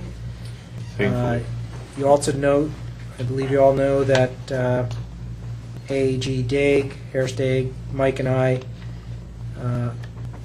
spoke with the judge in chambers on our motion to re-argue that decision, and Judge Alisi offered to clarify his decision to reflect no intention to hold any of the board members named in the decision personally liable for payment of either judgment, the judgment in favor of Hamilton or the judgment in favor of Fulton County.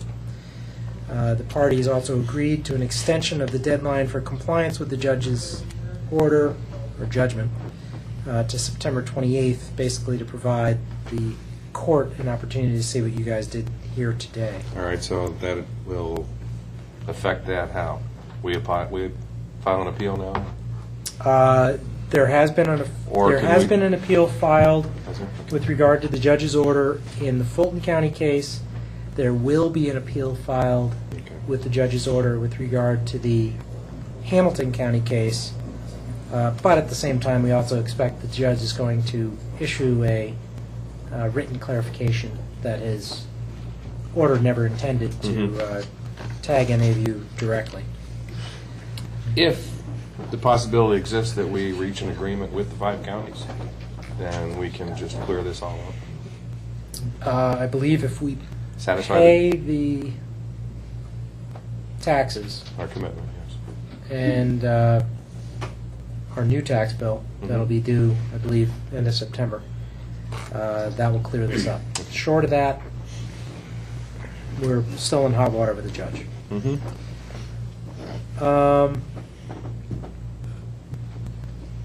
Our special counsel, Justin Driscoll, has indicated that he has a scheduling conference for late October with regard to the U.S. District Court challenge that is basically the remand to the District Court from the U.S. Court of Appeals on the NIMO assessment and permit challenge. We already talked about the NIMO's 2012 version of their current assessment challenge in state court. That is the change to the legal services agreement you guys did a couple of minutes ago.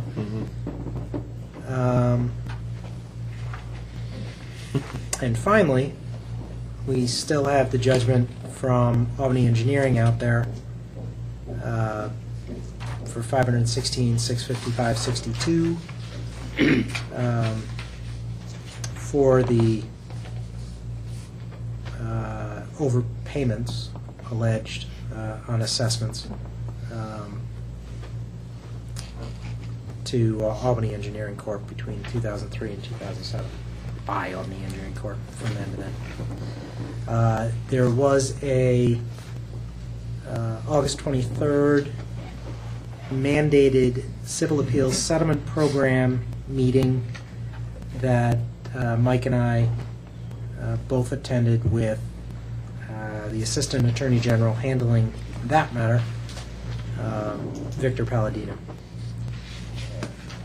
I think that brings you up to date on all the litigation facing the district. I ripped through it pretty quick. If you have any questions, I'm certainly ready to answer them. No. Not at this time. I don't have anything. No. As far as the August 23rd civil appeal settlement, where do we stand with the Albany Engineering? We owe them the money? The civil settlement appeal program is designed to preclude appeals to the appellate division where the appellate division thinks that maybe there's some possibility of a settlement. It didn't work. So we're still proceeding on with our appeal. No problem. Okay. Thanks. Thank you. Mr. Ferraro, you have the floor. Thank you, Mr. Chairman. My report begins on page 37 and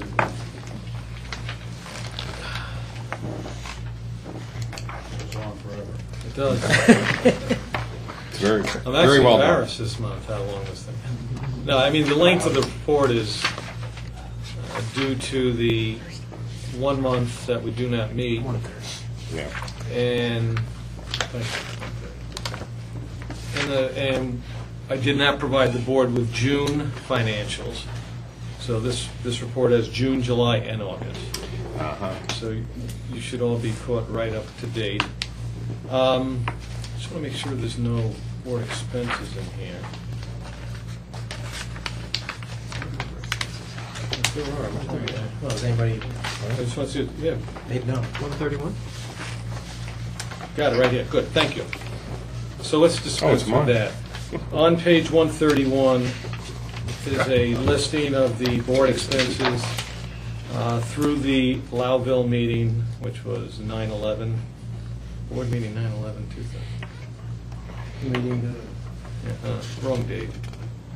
No, Should actually be, November. it should be today's date. and they are for $681.93. The detail is above. And I just asked the board to make a motion for the district to take care of those expenses. Did we have Do I a, have to vote on these? Mr. Finkel, I'll second. Mr. Stover. Did we have a Those expenses are- And these are the chairman's expenses. Chairman So the chairman may, could abstain, could abstain if you so desire. although, They're your expenses. well, you know what? I have to vote. You can't. You That's can't why I said abstain. it's only- And there's no no reason to abstain. No. That's why I was asking. Because we only have 4 members. So if you would, motion. All right, I have a motion and second. All in favor? Aye. Aye. Opposed? Thank you. thank you. Just a couple of things. On page 37, the cash flow at the end of, for this reporting period is as of August 31st, 2012. It is $535,000 and $307,000 for the Hudson River and Black River area, respectively. As the General Counsel alluded to, that the cash flow report, which is on page 101, does not reflect any payment for the headwaters benefit fee that the district is responsible for. That's at the $154,790. I have reached out. I've made verbal contact. I have not received anything in writing from FERC indicating that, we're getting, they're granting us 30, 90, 100 days. I'm going to follow up. But Okay. my sense is, upon my request, there didn't seem to be a big issue with us not paying this by the due date, which would have been the end of this month, I think. Okay. No issue with deferring it for now? So, yeah, we will continue to defer it as long as we can. Good. By deferring it, again, cash flow forecast gets the Hudson River out to April or so of next year. And that's kind of that point in time where we would have to do something similar to what we did last year, which would be an advance on the water power fees. That's absent anything else happening on the revenue side, Okay. or the state paying us or whatever. So we're still treading water. Correct. Black River is fine. I don't, through the period, so right through the end of the fiscal year, there is no issue on a cash flow basis. Okay. And I did provide the board with the draft independent audit report, and that will be subject of Randy Shepard's presentation. He has that. By the way, this will be the last year that Randy performs our audit. It will go to another partner due to the requirement that the same partner cannot do it beyond 5 fiscal periods. So. Oh, okay. All right. Any other questions? Comments? No, I have none. Thank you. So I will defer to the chief engineer. Thank you very much. My report begins on page 130, 132. Yep, thank you. And summarizes the month of August, and as you can guess, reflects continued dry conditions in the Hudson River area. And precipitation, gauging locations vary from mid-70s to 90% of historic average, with inflow to the Great Sacandaga Lake and Indian Lake Reservoir at 77 and 48% of historic average, respectively. In the Black River area, fairly similar, 66 to 80% historic average precipitation, and Stillwater Reservoir realized an inflow of about 34% of historic average. As a result, the release of water out of Stillwater Reservoir was at 69% of historic average. Typically, we release about 400 415 CFS, cubic feet per second, in the month of August, and we're averaging just slightly over, I think, 300 CFS. I dwell on and pause there because I want to mention that I received a call from Carol Schock, who is a resident of the Beaver River Station, which is about 100, maybe not even 100 residents, at the northern end of the reservoir, who, when the reservoir tends to be lower than historic average, You're on speed dial? run into some, they run into some concerns, both with access, as well as some of their fairly shallow, maybe even hand-dug wells. And I spent about an hour on the phone with her, explaining, as she was looking for ways to improve the situation, explaining to her that we certainly have taken the reservoir elevation into consideration July, August, and now in September with regard to our releases. As I noted, the release is some 30% less than historic average. I explained to her that we took all the various beneficiaries, if you will, in mind, and tried to allow each of them to share in the pain and loss of precipitation. I thought you did well, because the only phone call she could have made that would have worked would be to Mother Nature. Yeah, that really is the only thing. We could not, I don't believe, would be prudent to have reduced the release out of Stillwater below the 300 CFS for the last couple of months. As it was, we, again, getting back to the sharing of the drought, if you will, allowed the Black River flow to drop probably some of the lowest points it's been in a few years. We set a minimum as measured in Watertown of about 1,000 CFS, and at least for a few days, if not a week, we were in 800 to 900 CFS. We bumped up the release for a little while to compensate, and there was a little bit of rain.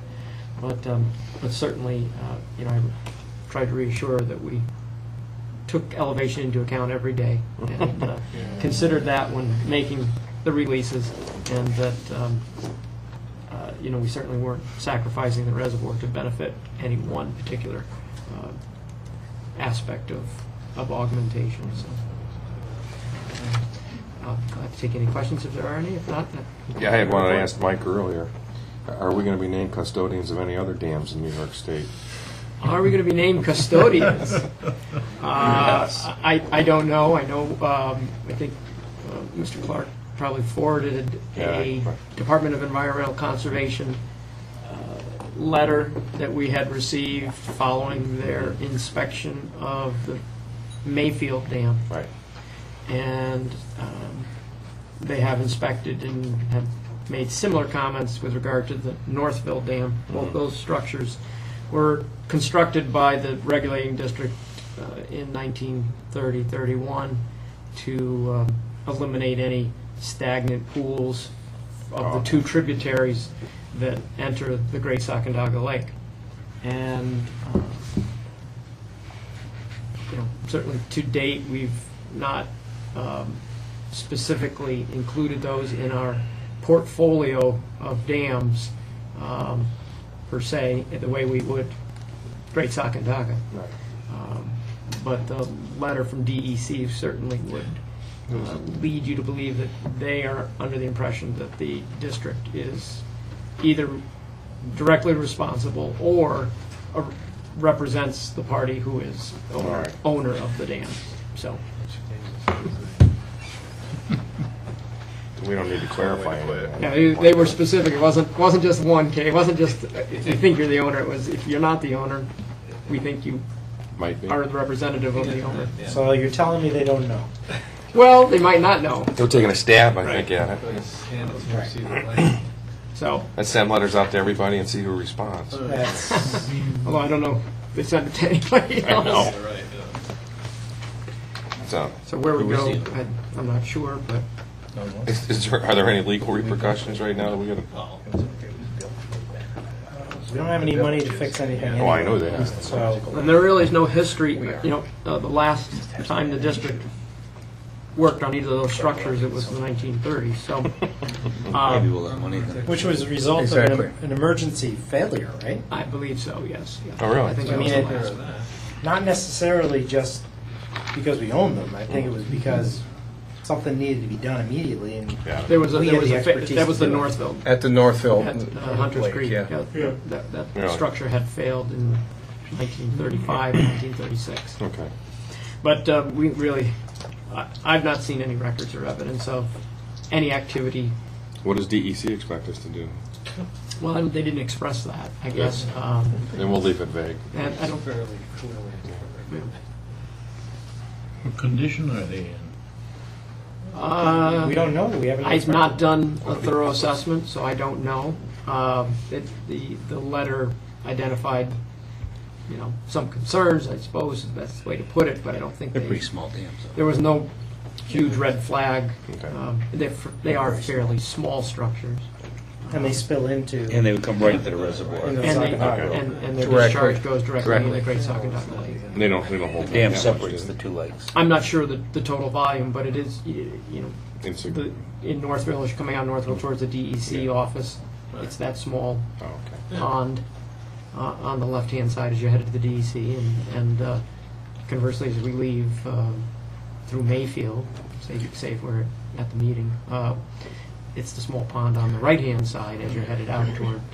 The logic was, when, at the time of reservoir construction, if those dams weren't there and didn't impound water at a slightly higher elevation, then for a significant part of the year, where those Mayfield and Northville Lake do sit, as the reservoir was reduced in elevation throughout the season, you would have a Standing great water. big grassy flies, standing water, and of course, everything that goes with that around the two settled areas. So it was deemed to be appropriate to impound water to slightly higher elevation and And avoid that. avoid the Avoid whole that. stagnant wetland.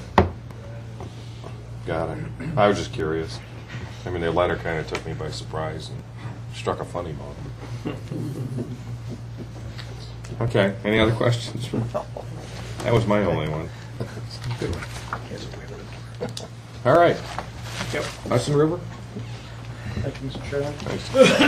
As you can see from my report, myself and staff have been very busy, and we're trying to keep up with our monthly safety training, thrown in there also with the New York State Insurance Fund. They sent a representative about and provided training for us.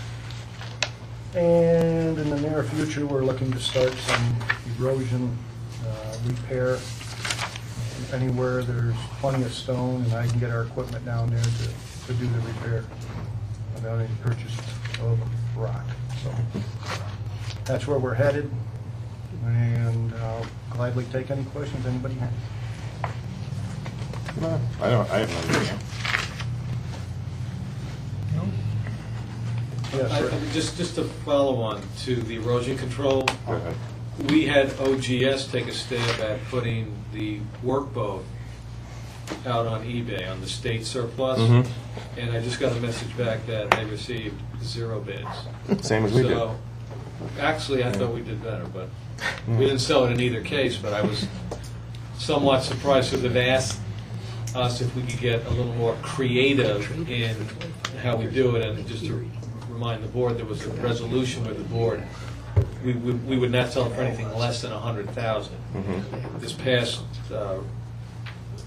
transaction through eBay with the state, we did a minimum bid of $150. So unless you wanted to bid $150, you weren't going to get in on it. So we got no bid. We could, if the board so desired, and I think it could make sense, we could Lower. ask for no minimum bid, but then have 100,000 set up as the reserve. Nobody knows what the reserve is, Right. but if we got a bid for 90,000, Aside from the fact that we're in a public meeting that's webcast. no, it really doesn't matter. I mean, most of the people who are looking at this, anybody who would buy this for what we've been told by OGS, are not in this state. The folks who have been shown interest in this state want it for nothing. The park, Lake George Park Authority has reached Park out to us. Commission. Park Commission, and expressed great interest in the boat until the conversation went, so is there a way for you to transfer it to us? Yeah, after you give me $150,000. Canal Corp, same deal, budgetary, so it's a Okay. Great Lakes kind of boat, so maybe we, Now, the thinking is that long term, the regulating district would not do without a watercraft like that for doing that work. The hope is that we could replace it at some point, relatively soon, with a vessel that is better suited to doing the work than this piece of equipment. And for a number of reasons that are too lengthy to go into during this meeting. It comes down to maneuverability and speed at which it traverses the lake, and which is not much, No, even with a I can tailwind. imagine. It's speed's not part of the equation. but- no, the largest question is maneuverability and really the production rate that it can do, actually perform the work at. There are better options out there for the same amount of money, likely, and that's where we would want to head. It's not. I didn't want anybody to get the idea that we would be getting out of the erosion control work. No. No, I knew that. Probably get more for scrap. We can chop it up. Scrap metal. Oh, for parts. Okay. No. Push it 100 grand. Any other questions? Then we will go with the Black River Thank you, Mr. Chairman. report. Thank you. My report starts on page 177, and we have had in the Black River area quite a productive season, making the best of our summer conditions. Outside of our normal maintenance and operations, we've been fertilizing and lining the dikes. Our last application will be in the next week or two. We have stained all of our outsides of all of our buildings in the Black River up at Stillwater. We painted the inside of the gatehouse at Stillwater, the ceilings, walls, and flooring. Replaced the roof at the Six Lake Gatehouse. We also have had very positive feedback. We've had 3 inspections throughout the last 2 months.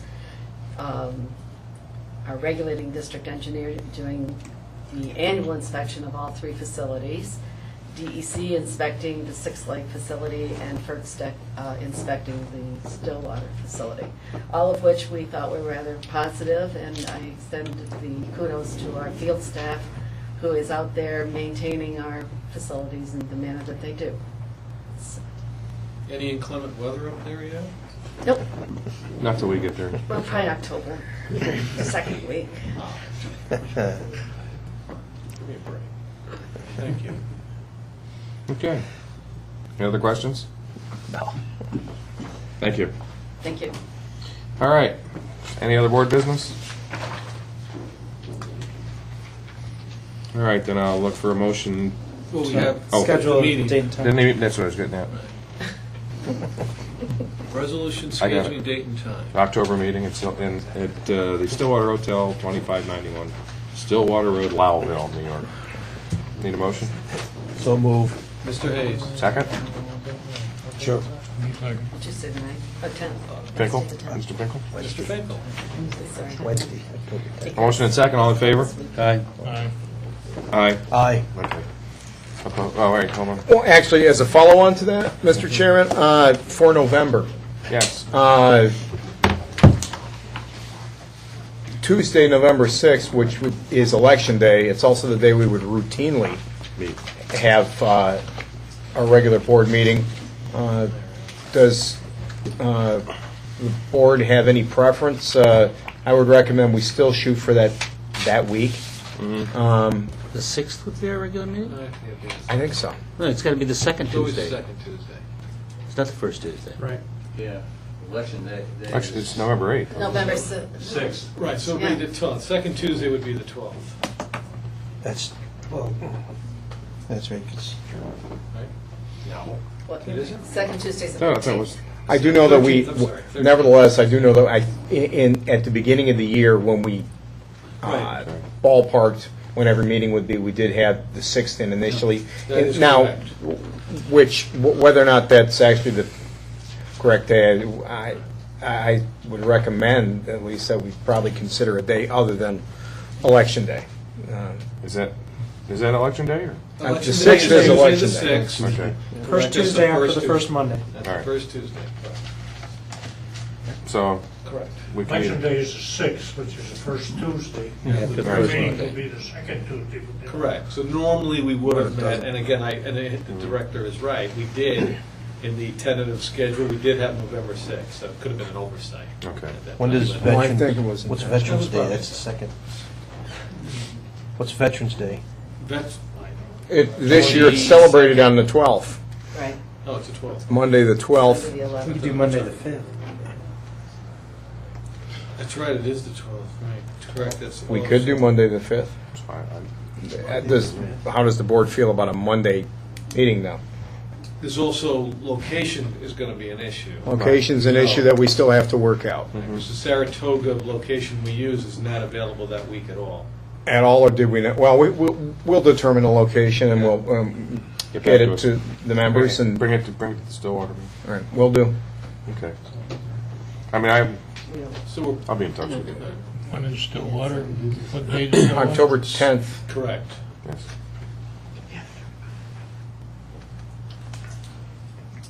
So we'll see what we can Okay. come up with. See what you come up with that week.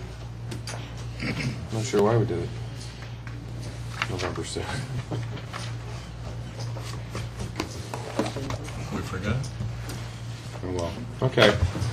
So, for motion for adjournment, So moved. Mr. Hayes, do I have a second? The other one. I'll second. Mr. Stover. All in favor? Aye. Aye. Opposed? Better not be. Thank you.